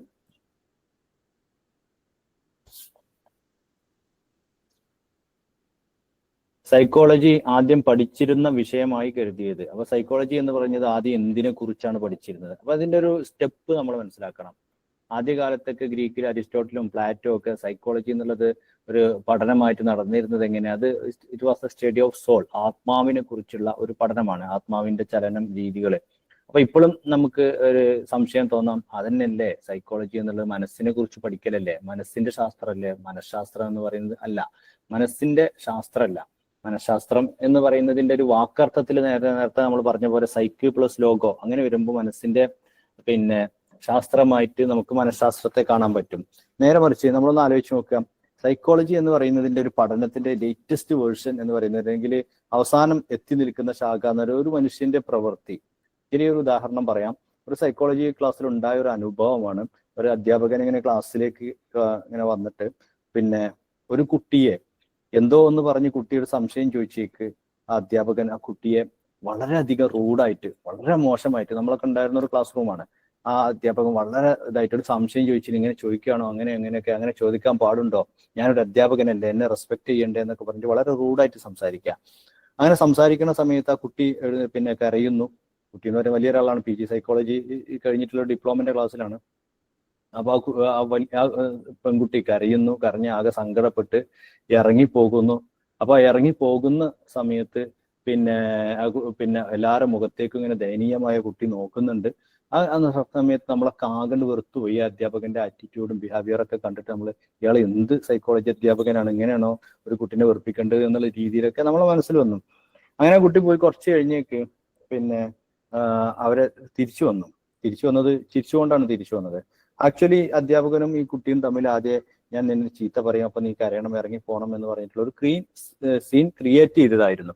എന്നിട്ട് ഞങ്ങളോട് അധ്യാപകൻ ചോദിച്ചു, നിങ്ങളുടെ അങ്ങനെ ചെയ്തപ്പോൾ എത്ര ആളുകൾക്ക് ദേഷ്യം വന്നു, എത്ര ആളുകൾക്ക് സിമ്പതി തോന്നി ആ കുട്ടിയോട്, എത്ര ആളുകൾക്ക് ഞാൻ ചെയ്തു തന്നെ ആയിരുന്നു ശരി, അല്ലെങ്കിൽ അങ്ങനെ ചെയ്യാൻ പാടുണ്ടോ എന്ന് തോന്നി? ഇങ്ങനെയൊക്കെയുള്ള ഒരു കണക്കെടുത്തു. അപ്പോൾ സ്വാഭാവികമായിട്ടും ഓരോരുത്തരുടെ മനോഭാവങ്ങൾ വ്യത്യാസം ഉണ്ടാവും. അതിനോട് ആ ആറ്റിറ്റ്യൂഡിനെതിരെ, ആ ഇതിനൊക്കെ എതിരെയുള്ള ആ പ്രവൃത്തിയോടുള്ള ഒരു മനോഭാവ വ്യത്യാസം ഉണ്ടാവും. അപ്പോൾ ഇതിനെക്കുറിച്ചുള്ളൊക്കെ പഠനം, ഈ ഓരോ സാഹചര്യങ്ങളിൽ ഒരാൾ എങ്ങനെ പ്രവർത്തിക്കുന്നു എന്നതിനെ കുറിച്ചുള്ള പഠനം, അതാണ് സൈക്കോളജി എന്നാണ് ലേറ്റസ്റ്റ് ആയിട്ട് ഇപ്പൊ എത്തി നിൽക്കുന്നത്. ശാസ്ത്രം അത് കണ്ടുപിടുത്തങ്ങളും അന്വേഷണങ്ങളും നടന്നുകൊണ്ടിരിക്കുന്ന ഒരു മേഖലയാണ്. അതുകൊണ്ട് വീണ്ടും തുടരാം. അപ്പൊ ഈ സൈക്കോളജിയുടെ ആദ്യം പഠിച്ചിരുന്ന വിഷയം എന്ന് പറയുന്നത് സോളാണ്, ആത്മാവാണ്. നമ്മൾ ഇനിയിപ്പോൾ പഠിക്കാൻ പോകുന്ന സൈക്കോളജി, അല്ലെങ്കിൽ പഠിച്ചു കൊണ്ടിരിക്കുന്ന സൈക്കോളജിക്ക് ഓരോ കോണ്ടെക്സ്റ്റിൽ എങ്ങനെയാണ് ഒരു വിദ്യാർത്ഥിയോട് വിദ്യാർത്ഥി പെരുമാറേണ്ടത് എന്നുള്ളതൊക്കെ നമ്മൾ പഠിക്കും. അപ്പൊ എങ്ങനെയായിരിക്കണം അധ്യാപകന്, കുട്ടി ഇന്ന കോണ്ടെക്സ്റ്റിൽ ഇങ്ങനെ ആവാൻ സാധ്യതയുണ്ട്, അതുകൊണ്ട് അധ്യാപകൻ ഇങ്ങനെ ആയിരിക്കണം. അങ്ങനെയുള്ള ലേറ്റസ്റ്റ് മോഡൽ അങ്ങനെയാണ് സൈക്കോളജിയുടെ വിഷയം വരുന്നത്. ഇനി psychology is the study of mental process and behaviour എന്ന ആധുനിക ഞാൻ നേരത്തെ പറഞ്ഞ പോലെ പിന്നെ ആധുനികമായിട്ടുള്ള കുറെ മാറ്റങ്ങൾ വന്നിട്ടുണ്ട്. ഞാൻ ഈ ഈ ക്ലാസ് റൂമിൽ ഒരു അധ്യാപകൻ ഒരു പെൺകുട്ടിയോട് വളരെ മോശമായിട്ടുള്ള ഡയലോഗും കാര്യങ്ങളൊക്കെ പറഞ്ഞ സമയത്ത് കരഞ്ഞുകൊണ്ട് ഇറങ്ങിപ്പോകുന്ന ഒരു പെൺകുട്ടി, ആ സമയത്തുള്ള നമ്മുടെ മെന്റൽ പ്രോസസ് ഉണ്ടല്ലോ, psychology is the study of mental process. ആ മെന്റൽ പ്രോസസ്സിനെ കുറിച്ചുള്ള എന്തുകൊണ്ട് അപ്പൊ ഇതിന് ഇങ്ങനെയൊക്കെ അധ്യാപകൻ ചൂടായിട്ടും, നമ്മൾ പച്ചമലയാളത്തിൽ പറഞ്ഞിട്ടുണ്ടെങ്കിൽ അമ്മയെ തച്ചാലും രണ്ട് എന്ന് പറയുന്നുണ്ടല്ലോ, അതൊരു മനോഭാവം, മെന്റൽ പ്രോസസ് അല്ലേ. ആ തള്ളക്ക് അങ്ങനെ കിട്ടേണ്ടിയിരുന്നു എന്നുള്ളൊരു ചിന്താഗതിയുള്ള ആളുകൾ ഉണ്ടാവും. പിന്നെ ആ തള്ളക്ക് എന്തായാലും അവനെ പെറ്റ തള്ളയല്ലേ എന്ന് പറയുന്ന ചിന്താഗതി ഉണ്ടാവും. ഇത് മെന്റൽ പ്രോസസ്സാണ്. ആ ഒരു മെന്റൽ പ്രോസസ്സ് എന്തുകൊണ്ട് വന്നു എന്ന ആധുനിക നിർവചനം കൊടുത്തത് ആരാണ്? ക്രോൺബാച്ച്, ഫ്രോയിഡ്, സ്കിന്നർ, ബ്രൂണർ. ആരായിരുന്നു? അപ്പൊ ആധുനികമായിട്ടുള്ള കുറെ നിർവചനങ്ങൾ സൈക്കോളജിയിൽ നൽകിയ ഒരാളാണ് ക്രോൺബാച്ച് എന്ന് പറയുന്നത്. ലീ ജെ ക്രോൺബാച്ച് എന്നാണ് ഫുൾ പേര്. 1916 ജനിച്ച് 2001 അന്തരിച്ച ഒരാളാണ്. അപ്പൊ നമ്മൾ ആലോചിച്ച് നോക്കിയാൽ മതി, 2001 അന്തരിച്ച ഒരാളാണ് ക്രോണിക് ബാച്ചിലർ എന്ന് ഓർത്ത് വെച്ചാൽ മതി. ക്രോണിക് ബാച്ചിലർ എന്നൊക്കെ പറയാറില്ല. അപ്പൊ ഈ ക്രോണിക് ബാച്ചിലർ ആണ് പിന്നെ സൈക്കോളജി എന്ന് പറയുന്നത് ഒരു മെന്റൽ പ്രോസസ് ആൻഡ് ബിഹേവിയറിനെ കുറിച്ചുള്ള പഠനമാണ് എന്ന് പറഞ്ഞത്. അപ്പൊ അവിടെയും നമ്മൾ ശ്രദ്ധിക്കേണ്ട ഒരു കാര്യം, ഈ ക്രോണിക് ബാച്ചിലർ എന്ന് പറയുന്നത് പിന്നെ പുതിയതായിട്ട് പല സംഭാവനകളും സൈക്കോളജിക്ക് നൽകിയ ഒരാളാണ്. ഒരു പരീക്ഷയുടെയും ക്വസ്റ്റ്യനെയറിന്റെയും വിശ്വാസ്യത എങ്ങനെ അളക്കാം എന്നതിനെ കുറിച്ചുള്ള പഠനം അദ്ദേഹം നടത്തിയിട്ടുണ്ട്. അതിന് ആൽഫ എന്നാണ് പറയാ, അദ്ദേഹത്തിന് ആൽഫ സ്റ്റഡി എന്നാണ് പറയാ. പിന്നെ ഒരു പരീക്ഷയിൽ അല്ലെങ്കിൽ ഒരു ടെസ്റ്റിലെ ചോദ്യങ്ങൾ ഒരേ ആശയം എത്രത്തോളം അളക്കുന്നു എന്ന് പരിശോധിക്കാൻ ഒക്കെ ഉള്ള സിദ്ധാന്തങ്ങൾ, പല രീതിയിലുള്ള സിദ്ധാന്തങ്ങൾ. എഡ്യൂക്കേഷണൽ സൈക്കോളജിയുടെ മെഷർമെന്റ് ഇവാലുവേഷൻ, അതുപോലെ പിന്നെ സയന്റിഫിക് സൈക്കോളജി, ഇങ്ങനെ പല അധ്യാപനങ്ങളും പഠനങ്ങളും നടത്തിയ ഒരാളാണ് ക്രോൺബാച്ച്. അപ്പൊ അദ്ദേഹത്തിന്റെ നിർവചനമാണ്, ക്രോണിക് ബാച്ചിലറിന്റെ നിർവചനമാണ് psychology is the study of mental process and behaviour എന്നുള്ളത്. ഒന്ന് ഓർത്ത് വെച്ചാൽ മതി. ഇനി സൈക്കോളജി എന്ന് പറഞ്ഞാൽ എന്താണ്? നേരത്തെ പറഞ്ഞ ഒന്ന് തന്നെയാണ്, മനുഷ്യരുടെ നടപ്പുകളും മാനസിക പ്രക്രിയകളും ശാസ്ത്രീയമായി പഠിക്കുന്ന ശാസ്ത്രമാണ് സൈക്കോളജി. മൈൻഡ് പ്ലസ് ബിഹേവിയർ ആണ് സൈക്കോളജി എന്ന് പറയുന്നത്. ഈ സൈക്കോളജിയുടെ പിതാവ് ആര്? ഞാൻ ഇത് പറയുമ്പോഴൊക്കെ പിന്നെ എന്താ പറയാ, ഇത് എക്സ്പ്ലെയിൻ ചെയ്ത് പറയാറുണ്ട്. കാരണം സൈക്കോളജി എന്നുള്ളത്, ഇപ്പൊ നമ്മൾ നേരത്തെ പറഞ്ഞു ഗ്രീക്കുകാർ സൈക്കോളജി പിന്നെ സൈക്കോളജിക്കലായിട്ടുള്ള അന്വേഷണങ്ങൾ നടത്തിയിരുന്നു എന്ന് പറഞ്ഞു. അരിസ്റ്റോട്ടലിനെയും പ്ലാറ്റോനെയും ഒക്കെ കുറിച്ച് പറയുമ്പോൾ ഒക്കെ സൈക്കോളജിക്കലായിട്ടുള്ള പല നിർവചനങ്ങളും അവരുടെ വാക്കിൽ നിന്ന് നമ്മൾ കടമെടുക്കാറുണ്ട്. പക്ഷെ അത്തരം കാലങ്ങളിലൊക്കെ സൈക്കോളജി എന്നുള്ള ഒരു പേരിൽ അത് രൂപീകൃതമായിരുന്നില്ല. അതൊരു പഠനശാഖയായിട്ട്, അതൊക്കെ ഒരു ഫിലോസഫിയുടെ ഭാഗമായിട്ടാണ് നിലനിന്നിരുന്നത്. ഇത് സൈക്കോളജിയിലേക്ക് മാറുന്നത് 1879-ലാണ്. 1879-ലാണ് പിന്നെ ജർമ്മനിയിലെ ലീപ്സിക് സർവകലാശാലയിൽ ആദ്യത്തെ സൈക്കോളജി ലാബ് രൂപീകരിക്കുന്നത്.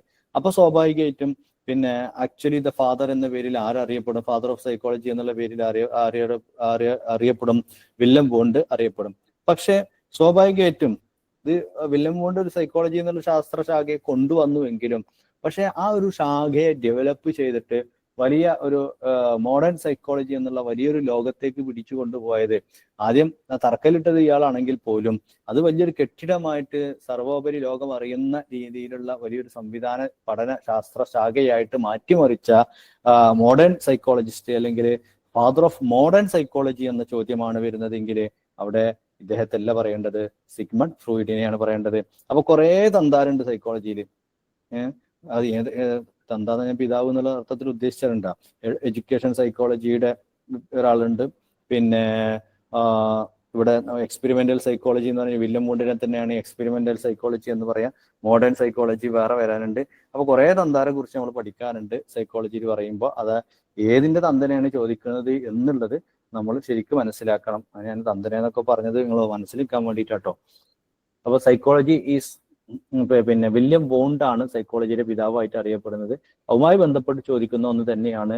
പിന്നെ ജർമ്മനിയിലാണ് അദ്ദേഹത്തിന്റെ ആദ്യത്തെ ലാബ് ഉണ്ടായിരുന്നത്. 1879-ലാണ് ഇത് ഉണ്ടായത്. അപ്പൊ ഒറിജിനുമായി ബന്ധപ്പെട്ട് വരാൻ സാധ്യതയുള്ള കുറച്ച് ചോദ്യങ്ങളാണ് നമ്മൾ ചർച്ച ചെയ്തത്. അപ്പൊ അതിനപ്പുറം വരില്ല എന്നൊന്നുമില്ല. നമ്മുടെ ഒരു സാധ്യതകളും ഒരു രീതികളൊക്കെ വെച്ചിട്ടാണ് നമ്മൾ അത് പറഞ്ഞത്. എനിവേ, ഇനി methodology of psychological study.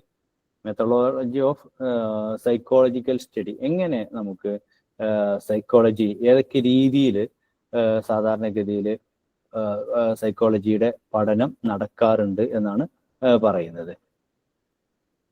Methodology of psychological study. ഇതൊരു ഏരിയ ആണ്.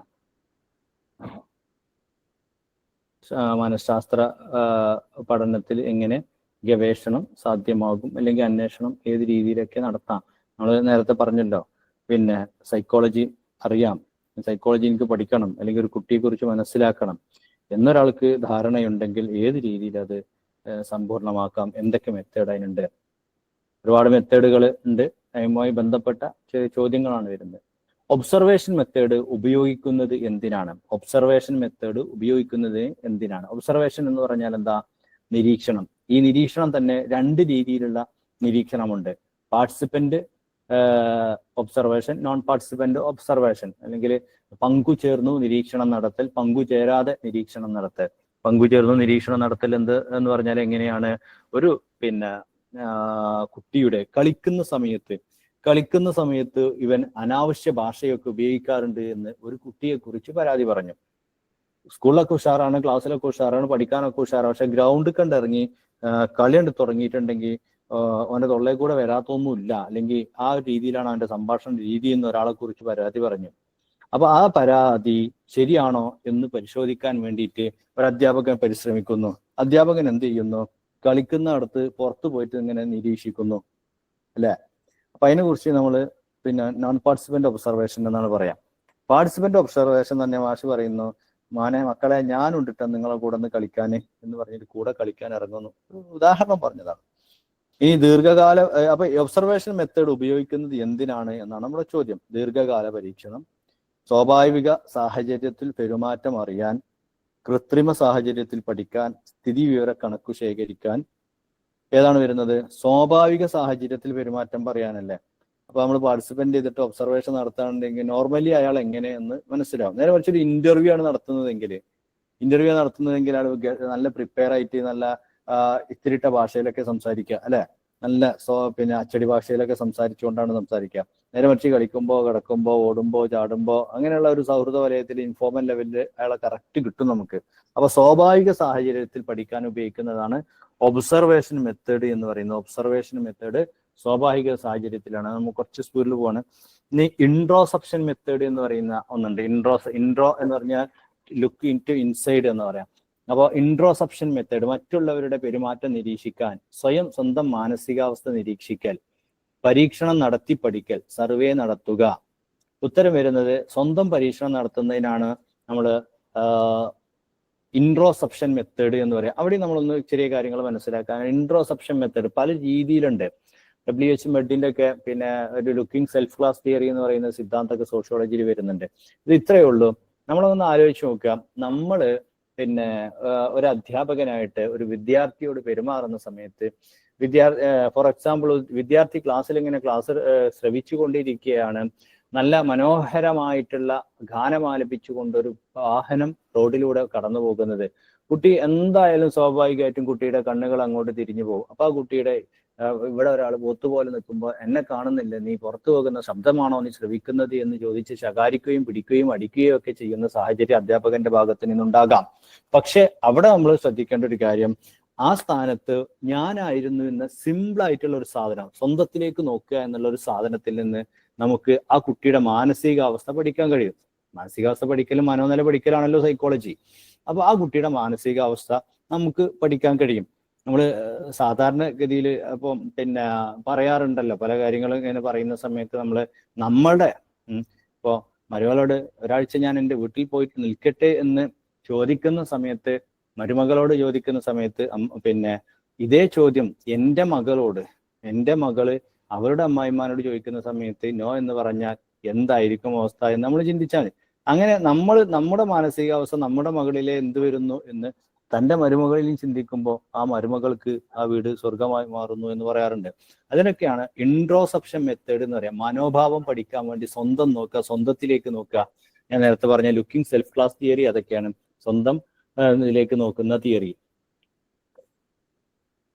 ഇനി മറ്റൊരു മെത്തേഡാണ് സൈക്കോളജിയിലുള്ള എക്സ്പെരിമെന്റൽ മെത്തേഡ് ഓഫ് സൈക്കോളജി എന്ന് പറയുന്നത്. Experimental method പരീക്ഷണത്തിലൂടെയാണ്. പരീക്ഷണത്തിലൂടെ ആകുമ്പോൾ കൂടുതലും കുറച്ച് ഡിഫിക്കൽട്ടാണ്. എപ്പോഴും സയന്റിഫിക് ആയിട്ടുള്ള പല സിദ്ധാന്തങ്ങളും മറ്റൊക്കെ വെച്ച് ലാബിൽ വെച്ചൊക്കെ, അതാണ് ലീപ്സിക് ലാബിൽ വെച്ചാണല്ലോ വില്യം വൂണ്ട് പരീക്ഷണം നടത്തിയത്. അപ്പൊ എക്സ്പെരിമെന്റൽ മെത്തേഡ് ഓഫ് സൈക്കോളജി അവതരിപ്പിച്ചത് ആരാണ് വൂണ്ടാണ്. വുണ്ടിച്ച് എന്നാണ് എഴുതല്. വില്യം വൂണ്ട് എന്ന് പറയുന്ന ആളാണ് എക്സ്പെരിമെന്റൽ മെത്തേഡ് ഓഫ് സൈക്കോളജി ആദ്യമായിട്ട് അവതരിപ്പിച്ചത്. അപ്പോൾ സ്വാഭാവികമായിട്ടൊരു സംശയം, എക്സ്പെരിമെന്റൽ മെത്തേഡ് പ്രധാന ലക്ഷ്യം എന്താണ് പ്രധാന ലക്ഷ്യം? കാരണഫലബന്ധം കണ്ടെത്തൽ. എന്തുകൊണ്ട് ഇങ്ങനെ വന്നപ്പോൾ ഇങ്ങനെ ആയി എന്നുള്ളത് കണ്ടെത്താൻ വേണ്ടിയിട്ടാണ് എക്സ്പെരിമെന്റൽ മെത്തേഡ് ഉപയോഗിക്കുക. എക്സ്പെരിമെന്റൽ മെത്തേഡിന്റെ ഉപയോഗം എന്ന് പറഞ്ഞാൽ കാരണബലബന്ധം കണ്ടെത്തൽ.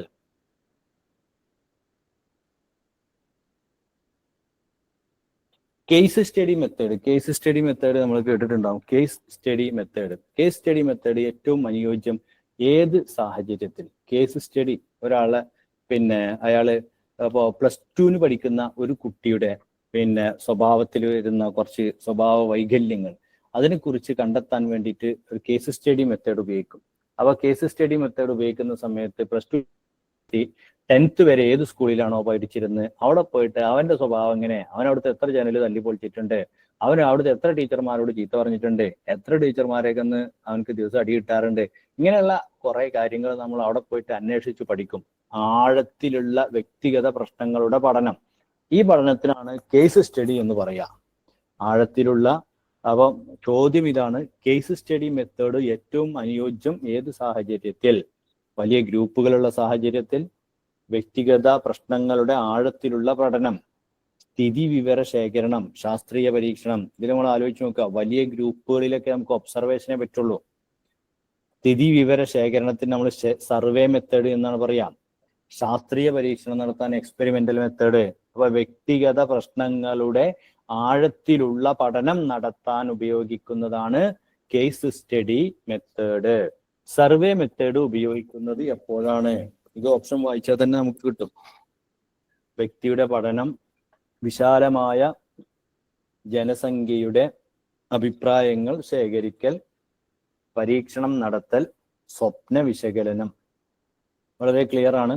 വിശാലമായ ജനസംഖ്യയുടെ അഭിപ്രായം ശേഖരിക്കൽ.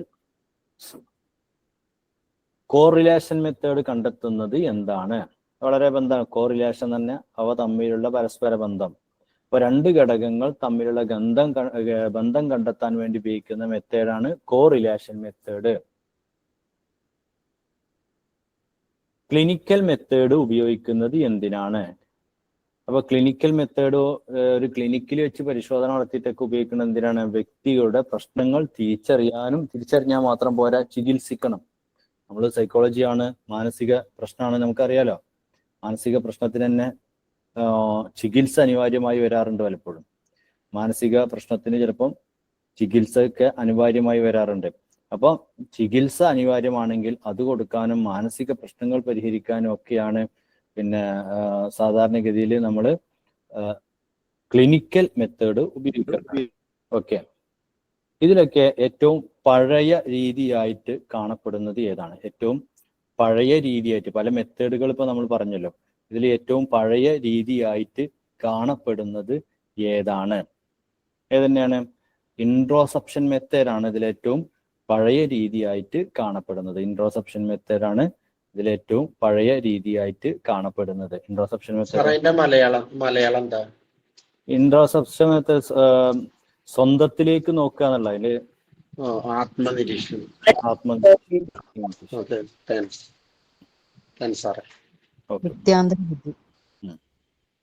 പിന്നെ അതില് മലയാളത്തിൽ പേടിക്കേണ്ട ആവശ്യമില്ല. ചോദ്യ പേപ്പറിൽ ഒരു ഭാഗത്ത് ഇംഗ്ലീഷും ഉണ്ടാവും, അപ്പുറത്ത് ഒരു ഭാഗത്ത് മലയാളം ഉണ്ടാവും, അപ്പുറത്ത് ഇംഗ്ലീഷും ഉണ്ടാവും. നമുക്കൊരു ഇതിന്റെ പുതിയ വേർഷൻ എമ്പതി അതല്ല. എമ്പതി സിമ്പതിയുമായി ബന്ധപ്പെട്ട ഒരു സാധനമാണ്. എമ്പതി മറ്റൊരാളുടെ വികാരങ്ങളും ചിന്തകളും അനുഭവിക്കാനുള്ള കഴിവ് എന്നാണ് എമ്പതിക്ക് കറക്റ്റ് ആയിട്ട് പറയാം. പിന്നെ എമ്പതി ഞാൻ അതിന് വളരെ സിമ്പിൾ ആയിട്ട് ഒരു ഉദാഹരണം പറയാറുള്ളത്, ഒരാൾ വീഴുമ്പോ പക്ഷേ ആ വീണ് എന്ന് പറയല് സിമ്പതിയാണ്. ആ വീണ ഓടിച്ചെന്നിട്ട് നമ്മളവിടെ പിടിച്ച് എഴുന്നേൽപ്പിക്കൽ കൂടെ ആകുമ്പോഴാണ് എമ്പതി എന്ന് പറയുന്നത്. അപ്പൊ എമ്പതി വേറൊരു ഭാഗം തന്നെയാണ്. എമ്പതിക്ക് പിന്നെ അർത്ഥം പറയല് കരുണാഭാവം, അനുഭാവം എന്നൊക്കെയാണ് അർത്ഥം പറയല് സൈക്കോളജിയിൽ. പിന്നെ അതിന്റെ മീനിങ് കറക്റ്റ് പറയുന്നത്, നിനക്ക് വിഷമമുണ്ടെങ്കിൽ ഞാൻ അത് അനുഭവിക്കുന്നത് പോലെ തോന്നുന്നു. ആ ഒരു അനുഭവം പങ്കിടൽ അവനെ ബോധിപ്പിക്കുക എന്നുള്ളത്.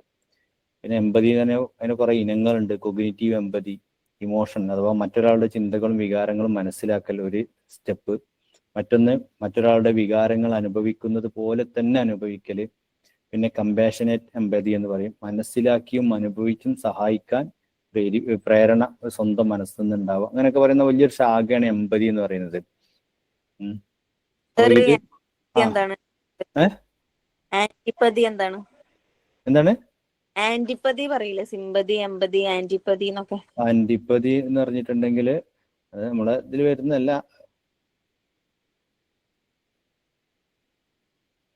ആന്റിപ്പതി തന്നെ വൈരാഗ്യൊക്കെയാണ് പറയുന്നത്. നെഗറ്റീവ് വികാരത്തിനാണ് ആന്റിപ്പതി എന്ന് പറയുന്നത്. പിന്നെ വൈരാഗ്യം, വെറുപ്പ്, വിരോധാഭാസം, മറ്റൊരാളോടോ കാര്യങ്ങളോ ചെയ്യുന്നതോടുള്ള തീവ്രമായ വെറുപ്പ്. എമ്പതിയുടെ നേരെ വിപരീതമാണ് സ്ട്രോങ് ഡിസ്ലൈക്ക് എന്നൊക്കെ വേണമെങ്കിൽ പറയാം. ശക്തമായി വിയോജിക്കുന്നു എന്ന് അറിയില്ല. അപ്പൊ ഈ അതും ഇതിലെങ്ങനെ വരിക എന്ന് പറഞ്ഞിട്ടുണ്ടെങ്കിൽ, ഒരാളുടെ ആന്റിപ്പതി ഉണ്ടെങ്കിൽ, ഇപ്പം നമ്മളൊരു ഫുട്ബോൾ ടീം ഉണ്ടെങ്കിൽ പിന്നെ ക്ലാസ്സിൽ ഏറ്റവും നല്ല പ്ലെയർ ആയിക്കാരും, പക്ഷെ ഈ അധ്യാപകനെ കണ്ടാൽ റെസ്പെക്ട് ചെയ്തില്ല, അപ്പോൾ ടീമൊന്ന് ഒഴിവാക്കുവാനെ, അല്ലെങ്കിൽ അവളെ ഒഴിവാക്കുക. അല്ലെങ്കിൽ ടൂർ കൊണ്ടുപോകുന്ന സമയത്ത് പിന്നെ 10 ആൾക്കാരെ സെലക്ട് ചെയ്യാൻ പറ്റിയതിൽ പിന്നെ ഒരു മുൻവൈരാഗ്യം വെച്ച ഒരാളെ ഒഴിവാക്കുക. അതൊക്കെ ആന്റിപ്പതിയുടെ ഇതിൽ വരുന്നതാണ്. പിന്നെ ഇത് കുട്ടികളുടെ ഭാഗത്തുനിന്ന് ഉണ്ടാവട്ടെ. ഒരു വിദ്യാർത്ഥിക്ക് കണക്കില് ആന്റിപ്പതി ഉണ്ടെങ്കിൽ അവന് കണക്കിന്റെ ക്ലാസ് കയറൂല. അതിന്റെ ആന്റിപ്പതിയുടെ ഭാഗമായിട്ടാണ് മാത്സ് ടീച്ചർമാരെല്ലാവർക്കും ദേഷ്യം എന്നൊക്കെ പറയാറില്ലേ? അങ്ങനെയൊക്കെ ടീച്ചിങ്ങുമായി അത് ബന്ധപ്പെടാറുണ്ട്. ഓക്കെ.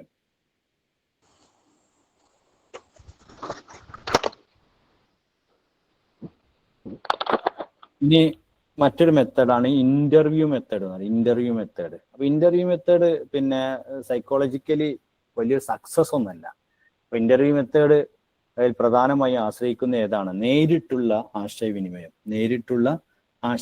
ഇപ്പൊ ഉദാഹരണമായിട്ട് നമ്മൾ ആലോചിച്ച് നോക്കുക, നമ്മളോട് ഒരാൾ ഇന്റർവ്യൂ നടത്താൻ വന്ന് നമ്മളോട് ഇങ്ങനെ ചോദിക്കുകയാണ് നിങ്ങളുടെ ഹോബി എന്താണെന്ന് ചോദിച്ചാൽ, നമ്മളെ ഹോബി ചിലപ്പം കിടന്ന് ഉറങ്ങലേക്കാറ്. നമ്മൾ എന്താ പറയാ? അപ്പോൾ പറയലോ റീഡിങ്, മ്യൂസിക് കേൾക്കുന്നു. അപ്പൊ ഇഷ്ടപ്പെട്ട ഗായകൻ ആരാന്ന് വെച്ചാൽ അപ്പോഴത്തേന് യേശുദാസ്. എന്നൊക്കെ ഇങ്ങനെ പറഞ്ഞിട്ട് ആ ഒരു രീതിയിൽ നമ്മൾ ആൻസർ പറയാം. അപ്പൊ ഇന്റർവ്യൂ എന്ന് പറയുന്നത് ഒരിക്കലും അക്യുറേറ്റ് ആൻസർ ലഭിക്കാനുള്ള ഒരു സാധനമല്ല. എന്നാലും പിന്നെ ഇന്റർവ്യൂ നടത്തുന്ന ആളുടെ മികവ് അനുസരിച്ച് എന്ത് ചെയ്യുക, അയാളുടെ ഒരു മാനസികാവസ്ഥ കണ്ടെത്താം. മാനസികാവസ്ഥ, മനോനിലയൊക്കെ കണ്ടെത്താൻ പറ്റും.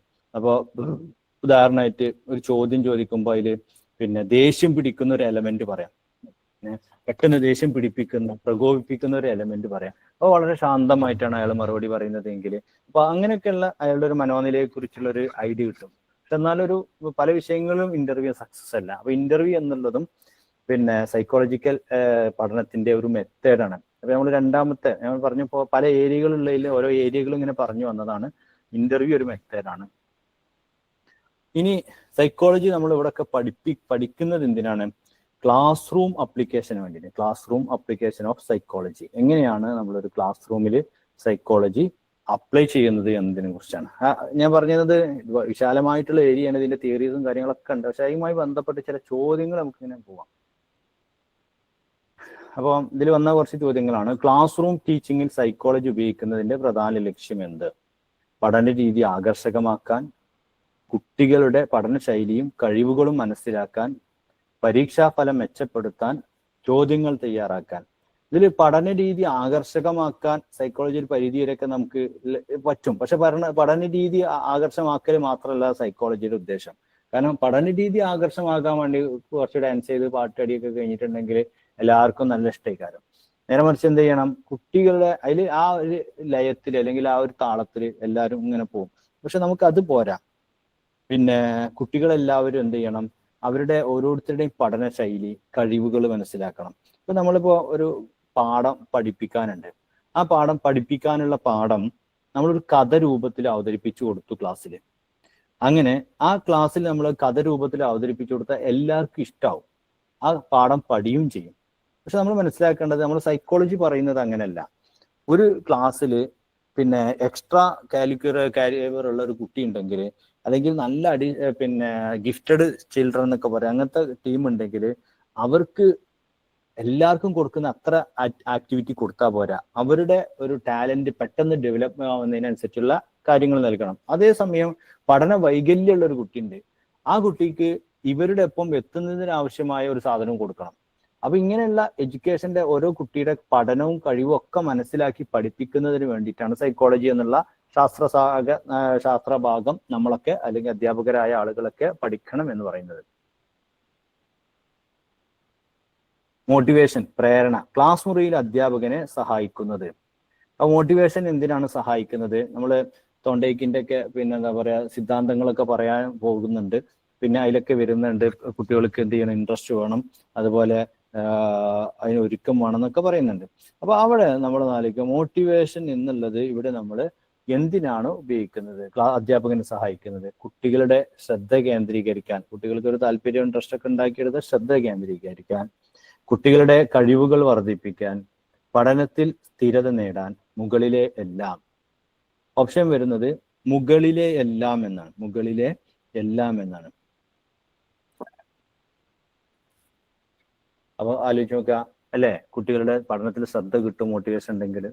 കുട്ടികളുടെ അതെ നമ്മൾ സാധാരണഗതിയിൽ ഇപ്പൊ നമ്മളിങ്ങനെ പറയാറുണ്ട്, ക്ലാസ്സിൽ ഇപ്പൊ ഇങ്ങനെ പിന്നെ നമ്മൾ സംഭവം ഇങ്ങനെ പറഞ്ഞുകൊണ്ടിരിക്കുകയാണ്, ഒരു പിന്നെ സൈക്കോളജിയുടെ ക്ലാസ് തന്നെ നമ്മൾ വില്യം വൂണ്ടിനെ കുറിച്ചൊക്കെ ഇങ്ങനെ പറഞ്ഞുകൊണ്ടിരിക്കുന്നതിന്റെ ഇടയിൽ നമ്മൾ പെട്ടെന്ന് തന്നെ നമ്മൾ ദുൽഖർ സൽമാനെ ഇങ്ങനെ തുടങ്ങിയ അപ്പോൾ അശ്രദ്ധമായിട്ടിരിക്കുന്ന എല്ലാവരും വരും.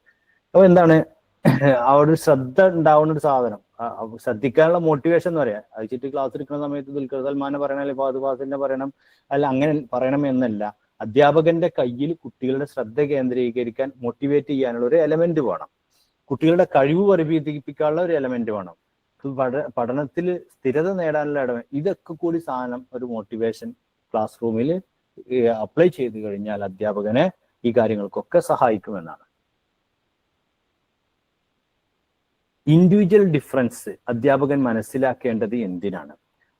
ഓരോ വ്യക്തിയും ഓരോ വ്യത്യസ്ത വ്യക്തിയാണ്, അല്ലെങ്കിൽ ഓരോ വ്യക്തിയും ഓരോരുതാണ് എന്ന് നമ്മൾ മനസ്സിലാക്കണം. എല്ലാവരും ഒരേ കണ്ണിൽ അല്ലെ ഒരേ രീതിയിൽ നമ്മൾ ഇത് ചെയ്യരുത്. അപ്പൊ ഇവിടെ നമ്മൾ പറഞ്ഞു വരുന്നത് ഇൻഡിവിജ്വൽ ആയിട്ടുള്ള ഡിഫറൻസ് അധ്യാപകൻ മനസ്സിലാക്കേണ്ടത് എന്തിനു വേണ്ടിയാണ്? അപ്പോൾ ഒരേ രീതിയിൽ എല്ലാവരെയും പഠിപ്പിക്കാൻ, ഒരേ രീതിയിൽ എല്ലാവരെയും പഠിപ്പിക്കാൻ ഇൻഡിവിജ്വൽ ഡിഫറൻസ് ഇതാക്കാൻ പറ്റുമോ? കുട്ടികളുടെ കഴിവുകൾ അനുസരിച്ച് പഠന രീതി മാറ്റാൻ, കുട്ടികളുടെ കഴിവുകൾ അനുസരിച്ച് പഠന രീതി മാറ്റാൻ, പരീക്ഷാ മാർക്ക് അറിയാൻ, ശിക്ഷ നൽകാൻ. ഇൻഡിവിജ്വലിനെ ഓരോരുത്തരെ അറിഞ്ഞു കഴിഞ്ഞാൽ ആരെ കയ്യാ സ്ട്രോങ് ഉള്ള വെച്ചാൽ അവനക്ക് 2 കൊടുക്കുക, ബലം കുറവുള്ളവർക്ക് അതിന് വേണ്ടിയാണോ? അല്ല. ഇവിടെ നമ്മൾ എന്തിനു വേണ്ടിയിട്ടാണ്? കുട്ടികളുടെ കഴിവുകൾ അനുസരിച്ച് പഠന രീതി മാറ്റാൻ, കുട്ടികളുടെ കഴിവുകൾ അനുസരിച്ച് പഠന രീതി മാറ്റാൻ. ആ ഇൻഡിവിജ്വൽ ഡിഫറൻസ് അറിയണം. കാരണം ഇപ്പോൾ 1ാം ക്ലാസ്സിൽ പഠിപ്പിക്കുന്ന പല അധ്യാപകർക്ക് അല്ലെങ്കിൽ അധ്യാപികമാർക്ക് അറിയാം, LKG UKG കഴിഞ്ഞു 1ാം ക്ലാസ്സിലേക്ക് വന്ന കുട്ടികളെ നല്ല രീതിയിൽ ഹൈ സ്റ്റാൻഡേർഡ് UKGയും LKGയും കഴിഞ്ഞ് വന്ന ആളുകളുണ്ടാവും. എന്നാൽ വളരെ ലോ ലെവലിലുള്ള വെറുതെ പേരിന് LKG UKGയും പഠിച്ചു വന്ന ആളുകളുണ്ടാവും. ഇത് രണ്ടും LKGയും UKGയും പോകാതെ നേരിട്ട് 6ാം ക്ലാസ്സിലേക്ക് 6ാം വയസ്സിൽ 1ാം ക്ലാസ്സിലേക്ക് വന്ന ആളുകളുണ്ടാവും.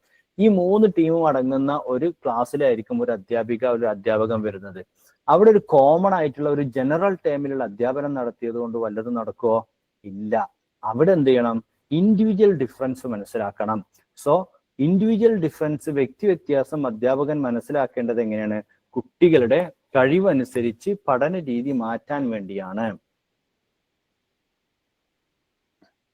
ലേണിംഗ് സൈക്കോളജി, ലേണിംഗ് സൈക്കോളജി അധ്യാപനത്തിൽ സഹായിക്കുന്നത്, ലേണിംഗ് സൈക്കോളജി അധ്യാപനത്തിൽ സഹായിക്കുന്നത് എന്തിനാണ്? ലേണിംഗ് സൈക്കോളജി അധ്യാപനത്തിൽ സഹായിക്കുന്നത്?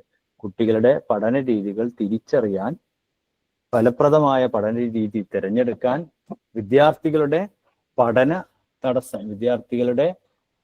തടസ്സം പരിഹരിക്കാൻ. മുകളിലെ എല്ലാം, ഉത്തരം മുകളിലെ എല്ലാം എന്നാണ് വരുന്നത്. അപ്പൊ ലേണിംഗ് സൈക്കോളജി വരുന്നത് എന്തിനാണ്? കുട്ടികളുടെ പഠന രീതി പരിഹരിക്കാം, ഫലപ്രദമായ പഠന രീതി തിരഞ്ഞെടുക്കാം, പഠന തടസ്സം പരിഹരിക്കാം, എല്ലാത്തിനും പറ്റുന്നതാണ് ലേണിംഗ് സൈക്കോളജി. അപ്പൊ ലേണിംഗ് സൈക്കോളജി പഠിച്ചു കഴിഞ്ഞിട്ടുണ്ടെങ്കിൽ ഒരു അധ്യാപകന് അപ്പൊ എങ്ങനെയാണ് കുട്ടി പഠിക്കുക എന്നുള്ളതിന്റെ സൈക്കോളജി ആണല്ലോ. അത് മനസ്സിലാക്കി കഴിഞ്ഞാൽ ആ രീതിയിൽ ഉണ്ടാക്കിയാൽ പോരെ. എങ്ങനെയാണ് ഒരു പിന്നെ എന്താ വാഹനം ഓടിക്കുന്നത് മനസ്സിലാക്കി കഴിഞ്ഞാൽ പിന്നെ അത് ആ ഒരു രീതിയിലാണ് നമ്മൾ അതിനെ ഓപ്പറേറ്റ് ചെയ്യുന്നത്. ഇനി ക്ലാസ് റൂം ഡിസിപ്ലിൻ നിലനിർത്താൻ അധ്യാപകൻ മനസ്സിലാക്കേണ്ടത്. അപ്പോൾ ക്ലാസ് റൂം ഡിസിപ്ലിൻ എന്നത് it's very important matter in teaching. So അതിന് എന്തൊക്കെയാണ് അധ്യാപകൻ മനസ്സിലാക്കേണ്ടത്? ക്ലാസ് റൂം ഡിസിപ്ലിൻ നിലനിർത്താൻ വേണ്ടിയിട്ട് എന്ത് വേണം? കുട്ടികളുടെ വികാരങ്ങൾ അറിയണം. കുട്ടികളുടെ വികാരങ്ങൾ അറിയണം. അപ്പോൾ കുട്ടികളുടെ വികാരങ്ങൾ അറിയുക എന്ന് പറഞ്ഞാൽ ക്ലാസ് റൂം ഡിസിപ്ലിൻ. ചില വിഷയങ്ങൾ പറഞ്ഞാൽ കുട്ടികൾക്ക് പെട്ടെന്ന് ദേഷ്യം പിടിക്കും. ചില വിഷയങ്ങൾ പറഞ്ഞിട്ടുണ്ടെങ്കിൽ കുട്ടികൾക്ക് തീരെ അതിനോടൊരു മൈൻഡ് തോന്നൂല. അങ്ങനെ പല കാര്യങ്ങളുണ്ടാവും. അപ്പോൾ വികാരങ്ങൾ അറിയണം, ആവശ്യങ്ങൾ അറിയണം, അവരുടെ പെരുമാറ്റം അറിയണം. ആ മുകളിലെ എല്ലാം എന്നുള്ളതാണ് ഉത്തരം. അപ്പൊ നമുക്ക് മനസ്സിലാക്കാൻ പറ്റും. പിന്നെ ഇപ്പൊ നമ്മുടെ അധ്യാപകരുടെ കൂട്ടത്തിൽ നിന്നൊക്കെ ഇപ്പം പിന്നെ പുറത്ത് മാലിദ്വീപിലൊക്കെ പോയി പഠിപ്പിച്ച ആളുകൾ ചിലപ്പോൾ ഉണ്ടാവും കൂട്ടത്തില്. അവരുടെയൊക്കെ എക്സ്പീരിയൻസസ് ചോദിച്ചാൽ അറിയാം. അവിടെ ആദിവാസി കുട്ടികൾ പോലെയുള്ള ട്രൈബൽ ലെവലിലുള്ള കുട്ടികളുണ്ടാവും. അവരൊക്കെ കൈകാര്യം ചെയ്യുന്നതിന് 6 മാസം പല അധ്യാപകരും നന്നായിട്ട് വെള്ളം കുടിക്കും. അതിന് കാരണം എന്താ? അവരുടെ ആവശ്യങ്ങൾ, അവരുടെ പെരുമാറ്റം, അവരുടെ വികാരങ്ങൾ, ഇത് മൂന്നും മനസ്സിലായി വരാൻ അത്രയും സമയം എടുക്കും എന്ന് പറയാറുണ്ട്. സോ പിന്നെ ക്ലാസ് റൂം ഡിസിപ്ലിൻ ക്ലിയർ ആവണം എന്നുണ്ടെങ്കിൽ കുട്ടികളുടെ ഇമോഷൻസ് അറിയണം, അവരുടെ നീഡ്സ് അറിയണം, അവരുടെ ആറ്റിറ്റ്യൂഡ് അറിയണം.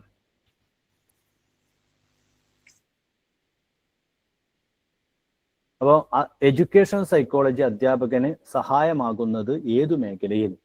പാഠ്യപദ്ധതി രൂപകൽപ്പനയിലെ എഡ്യൂക്കേഷൻ സൈക്കോളജി ഉപകാരം. കാരണം എന്താ? സിലബസ് ഉണ്ടാക്കുന്ന സമയത്ത് പലപ്പോഴും ഇപ്പൊ നമ്മള് പ്രൈവറ്റിന്റെ, സർക്കാരിനൊക്കെ കുറെ പിന്നെ ഏറെക്കുറെ അത്രയും പ്രഗത്ഭരായ ആളുകൾ ഉണ്ടാക്കുന്ന സിലബസും കാര്യങ്ങളൊക്കെ കയറി, ഞാൻ മറ്റുള്ളതിനെ ചുരുക്കി കാണിക്കില്ല.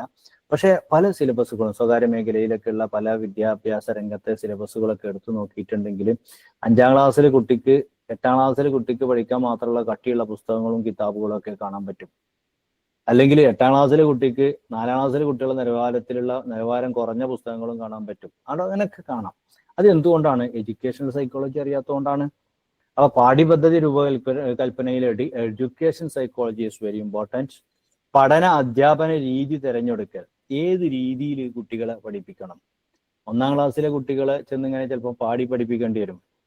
1ാം ക്ലാസ്സിലെ കുട്ടികളെ ചെന്നിട്ട് ഇങ്ങനെ പഠിപ്പിക്കുന്ന സമയത്ത് ഫത്ഹിനെ നീട്ടാൻ, അലിഫാണ്, റമ്മിനെ നീട്ടാൻ, ആവാണ് എന്നൊക്കെ പറഞ്ഞ് പാടി പഠിപ്പിക്കേണ്ടി വരും. അതേസമയം പിന്നെ ഡിഗ്രിയിൽ ചെന്നിട്ട് പിന്നെ അവിടെ നമ്മൾ പഠിപ്പിക്കുമ്പോൾ പാടിയിട്ടല്ല പഠിപ്പിക്കേണ്ടത്. അപ്പൊ അത് മനസ്സിലാക്കണമെന്നുണ്ടെങ്കിൽ അതിൻ്റെ ഒരു സൈക്കോളജി അറിയണം. പിന്നെ വിലയിരുത്തൽ രീതികൾ, അസസ്മെന്റ് നടത്തണം. വിലയിരുത്തൽ രീതികൾ, അസസ്മെന്റ് എന്ന് പറഞ്ഞിട്ടുണ്ടെങ്കിൽ പിന്നെ 1ാം ക്ലാസ്സിൽ അല്ലെങ്കിൽ 2ാം ക്ലാസ്സിൽ ഒരു LP ലെവലിലുള്ള കുട്ടികളോട് ചോദ്യങ്ങൾ ചോദിക്കുന്ന അതേ രീതിയിലായിരിക്കരുത് പിന്നെ ഡിഗ്രി പഠിക്കുന്നവര്, ഹയർ സെക്കൻഡറി പഠിക്കുന്നവര്, 10ാം ക്ലാസ് പഠിക്കുന്നവര്. അതിൻ്റെ ഒരു ഡിഫറൻസ് ഉണ്ട്. ഇതൊക്കെ മനസ്സിലാക്കണമെങ്കിൽ എന്ത് വേണം? എഡ്യൂക്കേഷൻ സൈക്കോളജി വേണം. അപ്പം ഇവിടെ നമ്മൾ ചോദ്യമായിട്ട് കൊടുത്തിട്ടുള്ളത് എഡ്യൂക്കേഷൻ സൈക്കോളജി അധ്യാപകനെ സഹായിക്കുന്നത് ഏത് മേഖലയിൽ നിന്നാണ്? അപ്പൊ അതിന്റെ ഉത്തരം ഒന്ന് പാഠ്യപദ്ധതി രൂപകൽപ്പനയിൽ. ഓപ്ഷൻ ബി പഠന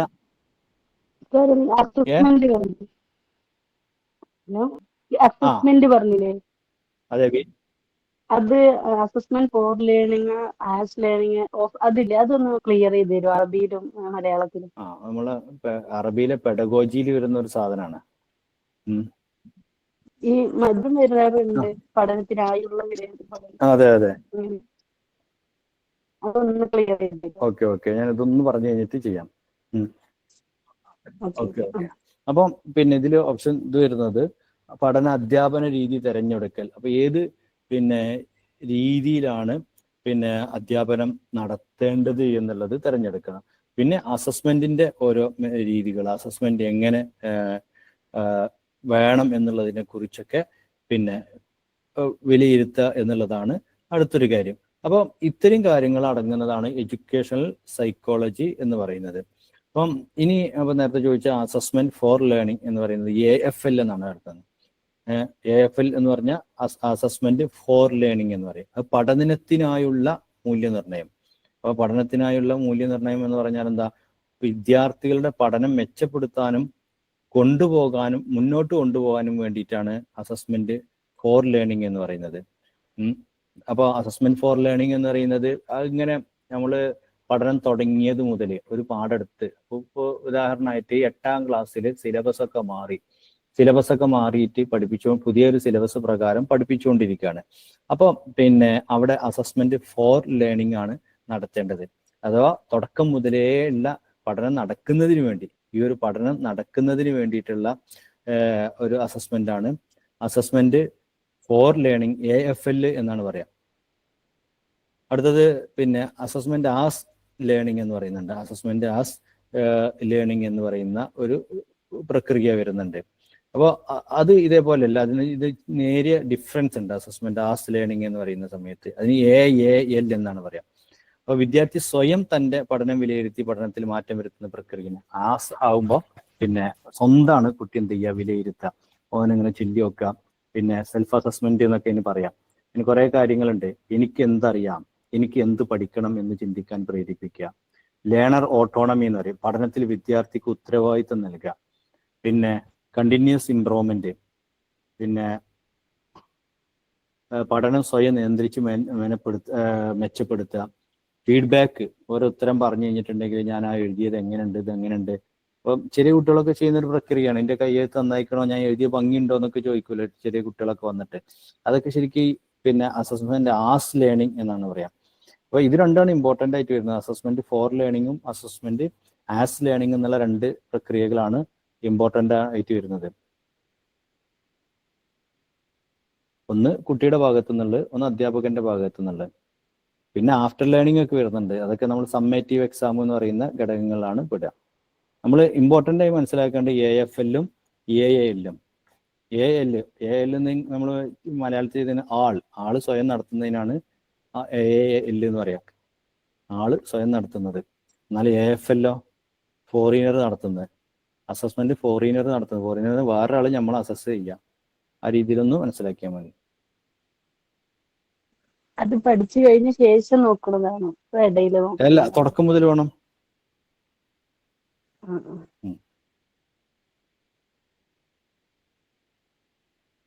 ഓക്കെ. ഇനി റീഇൻഫോഴ്സ്മെന്റ് എന്ന് പറയുന്നത് ബലം നൽകുക, പ്രബലം നൽകലും. കഴിഞ്ഞ ഒന്ന് മ്യൂട്ട് ചെയ്യണേ.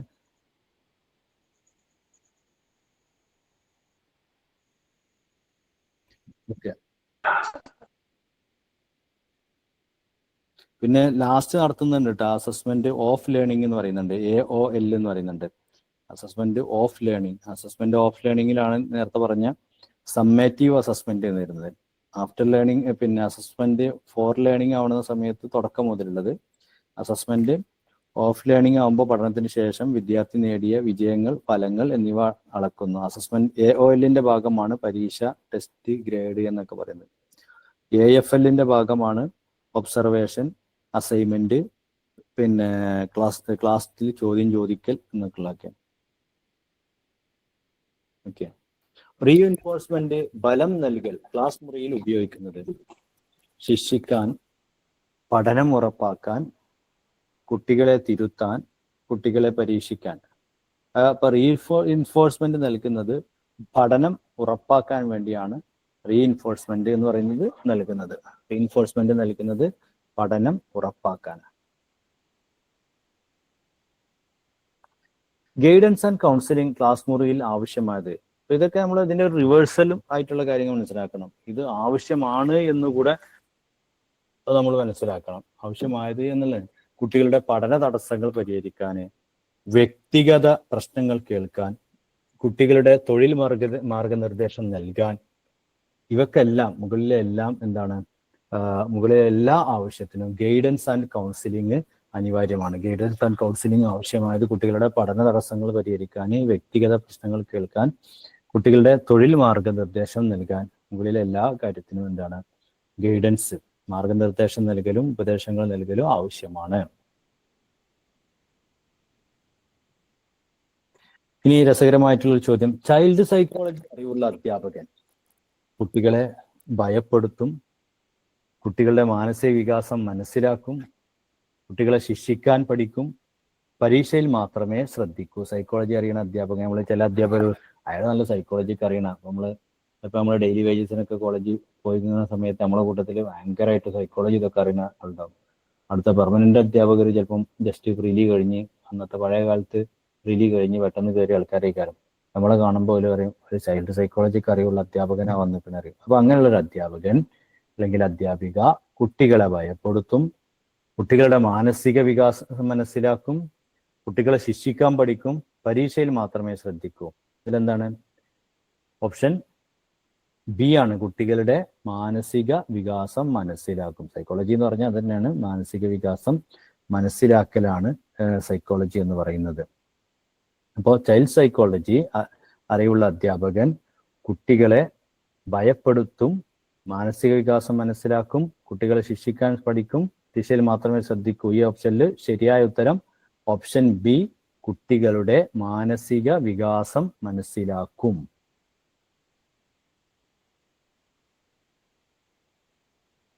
അപ്പൊ ഈ കുറെ കാര്യങ്ങൾ വെച്ച് സൈക്കോളജി ഉള്ള ഒരു ക്ലാസ് മുറി പ്രയോഗത്തിന്റെ പ്രധാനപ്പെട്ട ഘടകങ്ങൾ എന്തൊക്കെയാണ്? ഒന്ന് മോട്ടിവേഷൻ നൽകണം, പിന്നെ ഇൻഡിവിജ്വൽ ഡിഫറൻസ് വ്യക്തിഗത വ്യത്യാസം മനസ്സിലാക്കണം, പിന്നെ ലേണിംഗ് തിയറീസ് പഠന സിദ്ധാന്തങ്ങൾ അറിയണം, guidance and classroom management ക്രമശീലം, guidance and counselling, evaluation and assessment.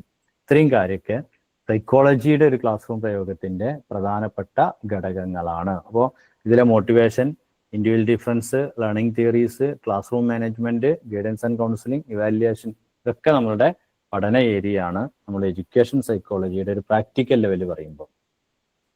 ഇനി സിദ്ധാന്തമായിട്ട് പറയുകയാണെന്നുണ്ടെങ്കിൽ എഡ്യൂക്കേഷൻ സൈക്കോളജി ഏതൊക്കെ ഭാഗങ്ങൾ ഉൾക്കൊള്ളുന്നു എന്നുള്ളതാണ്.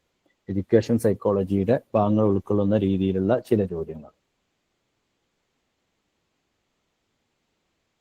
ആദ്യത്തെ ഒരു ചോദ്യം, വിദ്യാഭ്യാസ മനഃശാസ്ത്രം പ്രധാനമായും പഠിക്കുന്നത് എന്തിനെ കുറിച്ചാണ്? വിദ്യാഭ്യാസ മനഃശാസ്ത്രത്തിൽ പ്രധാനമായിട്ടും പഠിക്കുന്നത് എന്തിനെ കുറിച്ചാണ്? രോഗങ്ങളെക്കുറിച്ച്, പഠന അധ്യാപന പ്രക്രിയയെക്കുറിച്ച്, മൃഗങ്ങളുടെ സ്വഭാവത്തെക്കുറിച്ച്, പരിസ്ഥിതിയെക്കുറിച്ച് മാത്രം. അപ്പൊ വിദ്യാഭ്യാസ മനഃശാസ്ത്രം എന്ന് പറഞ്ഞാൽ എന്താ? പഠിപ്പിക്കുക, അധ്യാപകൻ എങ്ങനെ പഠിപ്പിക്കുക, പഠന അധ്യാപന പ്രക്രിയയെക്കുറിച്ചാണ് വിദ്യാഭ്യാസ മനഃശാസ്ത്രം പറയുന്നത്. ഇനി വിദ്യാഭ്യാസ മനഃശാസ്ത്രത്തിന്റെ നമ്മൾ പറഞ്ഞു കുറെ തന്താരെ കുറിച്ച് പഠിക്കാണ്ടെന്ന്. അപ്പോൾ വിദ്യാഭ്യാസ മനഃശാസ്ത്രത്തിന്റെ പിതാവ് ആരാണ്? എഡ്വേർഡ് എൽ തൊണ്ടേക്കാണ് വിദ്യാഭ്യാസ മനഃശാസ്ത്രത്തിന്റെ പിതാവ്. എഡ്യൂക്കേഷൻ സൈക്കോളജിയുടെ പ്രധാന ലക്ഷ്യം എന്താണ്? എഡ്യൂക്കേഷൻ സൈക്കോളജിയുടെ പ്രധാന ലക്ഷ്യം എന്താണ്? പാഠ്യപദ്ധതി രൂപപ്പെടുത്തുക, അധ്യാപന പഠന സാഹചര്യങ്ങളെ പഠിക്കുക, ജീനുകളെ മാത്രം പഠിക്കുക,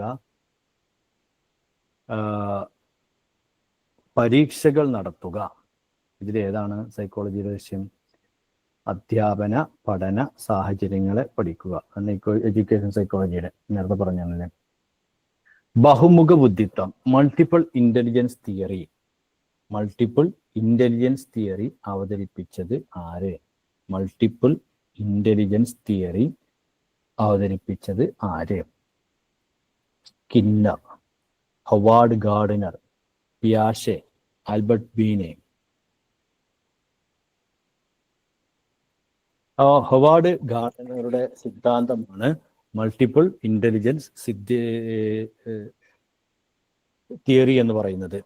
ഇവിടെ ഗാർഡനറുടെ തിയറി പറയുന്നിടത്ത് 8 ഇന്റലിജൻസ് ആണ് ഗാർഡനർ പറയുന്നത്. നിർദ്ദേശിച്ച 8 ഇന്റലിജൻസ് ഒന്ന് ഓർത്തു വെക്കുക. ഭാഷാബുദ്ധി, linguistic intelligence, logical and mathematical intelligence, താർക്കിക ഗണിത ബുദ്ധി, മ്യൂസിക്കൽ ഇന്റലിജൻസ്, സംഗീത ബുദ്ധി, ശാരീരിക ചലന ബുദ്ധി, ദൃശ്യ സ്ഥലബോധ ബുദ്ധി, മറ്റുള്ളവരോടുള്ള ബുദ്ധി, സ്വയം തിരിച്ചറിയുന്ന ബുദ്ധി, പ്രകൃതി ബുദ്ധി. ഇങ്ങനെ കുറേ ബുദ്ധികളെ കുറിച്ച് പറയുന്നുണ്ട്. കുറെ കഴിവുകൾ ഓരോ വ്യക്തികൾക്കും ഉണ്ടാവുന്ന പിന്നെ 8 കഴിവുകൾ. അങ്ങനെ എല്ലാ കഴിവുകളും ഓരോ വ്യക്തിയിലുണ്ട്. ചിലർക്ക് ഭാഷ നന്നായിട്ട് ഉപയോഗിക്കാനുള്ള കഴിവുണ്ടാവും. അങ്ങനെ ലിംഗ്വിസ്റ്റിക്കിൽ കഴിവുള്ള ആൾക്കാരാണ് കവികൾ, എഴുത്തുകാരും പത്രപ്രവർത്തകരൊക്കെ ആയിട്ട് മാറുന്നത്. ലോജിക്കിലുള്ള കഴിവുള്ള ആളുകൾ ഉണ്ടാവും. അവരാണ് എന്തുകൊണ്ട് ഇത് അങ്ങനെ ആയില്ല, ഇത് ഇങ്ങനെ ആയില്ല. നമ്മൾ ഐൻസ്റ്റീൻ്റെ തലേക്ക് ആപ്പിള് വീണപ്പോൾ മൂപ്പര് എന്താ അങ്ങനെ ചിന്തിക്കും? മൂപ്പര് അതിൻ്റെ ഒരു ലോജിക്കാണ് ചിന്തിച്ചത്. അങ്ങനെയാണ് അയാൾ ശാസ്ത്രജ്ഞനായത്. നേരെ അതേപോലെ ഗായകരുണ്ടാവും. എപ്പോഴും ഇങ്ങനെ മൂളിപ്പാട്ട് ഇടുന്ന ആൾക്കാരുണ്ടാവും, സ്വന്തം പാട്ട് ഉണ്ടാക്കി പാടുന്ന ആൾക്കാരുണ്ടാവും. അത് വേറൊരു ബുദ്ധിയാണ്. അപ്പൊ ഇങ്ങനെ മ്യൂസിക്കൽ ഇന്റലിജൻസ് എന്ന് പറയും. പിന്നെ ബോഡി ആൻസ്റ്ററ്റിക് ഇന്റലിജൻസ് ആണ്, ശാരീരിക ചലന ബുദ്ധി എന്ന് പറയാ. ശരീരം കൊണ്ട് പലതും കാണിക്കാൻ പറ്റുക. പിന്നെ എന്താ പറയാ, ഫസ്റ്റ് ഫ്ലോറിന് താഴേക്ക് ചാടിയാൽ ഒരു പ്രശ്നമില്ലാത്ത, പിന്നെ മരത്തുമ്മലൊക്കെ ഓടിച്ചാടി കയറി മറിയാനും കഴിവുള്ള ആളുകൾ, അങ്ങനത്തെ ഒക്കെ ബോഡിലി എൻസ്തറ്റിക് ഇന്റലിജൻസ് എന്ന് പറയാം. അതുപോലെ ദൃശ്യ സ്ഥലബോധ ബുദ്ധി, ഉദാഹരണം പിന്നെ ചിത്രകാരന്മാർക്കൊക്കെ ഉള്ള.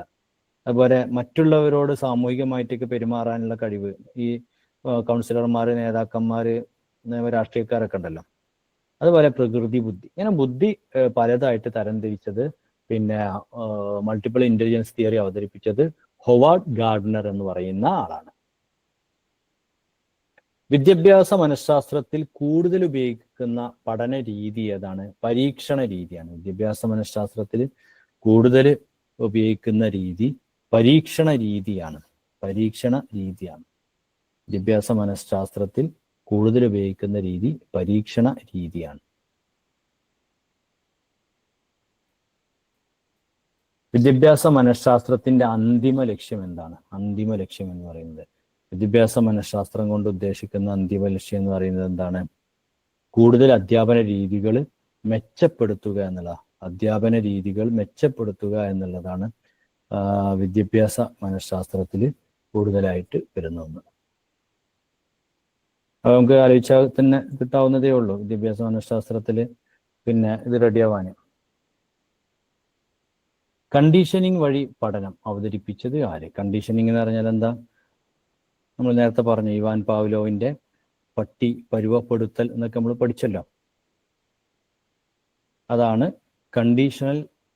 കണ്ടീഷനിങ് വഴി പഠനം എന്ന് പറയുന്നത്. Ivan Pavlov. ഒബ്സർവേഷണൽ ലേണിംഗ് അവതരിപ്പിച്ചത് ആര്? ഒബ്സർവേഷണൽ ലേണിംഗ് അവതരിപ്പിച്ചത് ആര്? ബാന്ദുരയുടെ, ആൽബർട്ട് ബാന്ദുരയുടെ പഠന രീതിയാണ് ഒബ്സർവേഷണൽ ലേണിംഗ് എന്ന് പറയുന്നത്. ആൽബർട്ട് ബാന്ദുര കണ്ടെത്തിയ പഠന രീതിയാണ് ഒബ്സർവേഷണൽ ലേണിംഗ്. അതും പഠനവുമായി ബന്ധപ്പെട്ട് തന്നെയാണ് നിരീക്ഷണാധിഷ്ഠിത പഠനം. അതിൽ പറയുന്നത് ബാന്ദുരയുടെ സിദ്ധാന്തമായ ബോബോഡോൾ എക്സ്പെരിമെന്റ് എന്ന് പറയുന്ന ഒരു എക്സ്പെരിമെന്റ് ഒക്കെ നമ്മൾ മുമ്പ് പറഞ്ഞിട്ടുണ്ട്. എന്താണ് ബോബോഡോൾ എക്സ്പെരിമെന്റ്? വളരെ സിമ്പിളായി പറഞ്ഞാൽ, കുറച്ച് കുട്ടികളെ ഒരു റൂമിൽ അടച്ചിട്ടിട്ട് ഒരു ഡോള് അപ്പുറത്ത് വെച്ചിട്ട് ഒരാൾ വന്നിട്ട് ആ ഡോളിനെ കുറേ ഇങ്ങനെ ആക്രമിക്കുക. എന്ന് പറഞ്ഞാൽ നിരന്തരമായ അക്രമവും വാളും പയറ്റും ഇതൊക്കെ കണ്ടുവരുന്ന കുട്ടികൾക്ക് അതിനോടൊരു ടെൻഡൻസി ഉണ്ട്. അപ്പോൾ നമ്മൾ കുട്ടികളെ ഗെയിമൊക്കെ കൊടുക്കുമ്പോൾ, വീഡിയോ ഗെയിമിലൊക്കെ നമ്മൾ ഇത് കൊടുക്കരുത് അറിയില്ല, വെടിച്ചു വീഴ്ത്തണം, യുദ്ധം ചെയ്യണമെന്ന് കൊടുക്കരുത് എന്നറിയില്ല. അപ്പൊ ആ ഒരു ഒബ്സർവേഷണൽ ലേണിംഗ് എന്ന് പറയുന്നത്, കുട്ടികൾ കാര്യങ്ങളൊക്കെ പഠിക്കുന്ന ഒബ്സർവേഷനിലൂടെ എന്ന് പറയുന്നത് ബാന്ദുരയാണ്. അദ്ദേഹത്തിന്റെ ബോബോഡോൾ എക്സ്പെരിമെന്റ് ഒക്കെ ഒന്ന് ഓർത്തു വെക്കുക. അതിൽ കുറെ കാര്യങ്ങൾ പറയുന്നുണ്ട്. Attention, retention, reproduction, motivation. ഒരു കുട്ടി ആദ്യം ശ്രദ്ധിക്കും, പിന്നെ അത് കണ്ട് മനസ്സിൽ സൂക്ഷിക്കും, ആ പെരുമാറ്റത്തെ പ്രവൃത്തിയിൽ കൊണ്ടുവരും, അത് പിന്നീട് റിപ്പീറ്റ് ചെയ്യാൻ വേണ്ടിയിട്ട് എന്തെങ്കിലും ഒരു മോട്ടിവേഷൻ ഉണ്ടാവും. അങ്ങനെയുള്ള കുറച്ച് കാര്യങ്ങളൊക്കെ വരുന്നതാണ് ബോബോഡോൾ എക്സ്പെരിമെന്റ് എന്ന് പറയുന്ന ബാന്ദുരയുടെ തിയറി. ഇനി അടുത്തൊരു ചോദ്യം, കളിയുടെ പങ്ക് കുട്ടിയുടെ വളർച്ചയിൽ വലിയ പങ്ക് വഹിക്കുന്നത്, വളർച്ചയിൽ പ്രധാനമാണെന്ന് പറഞ്ഞത് ആര്?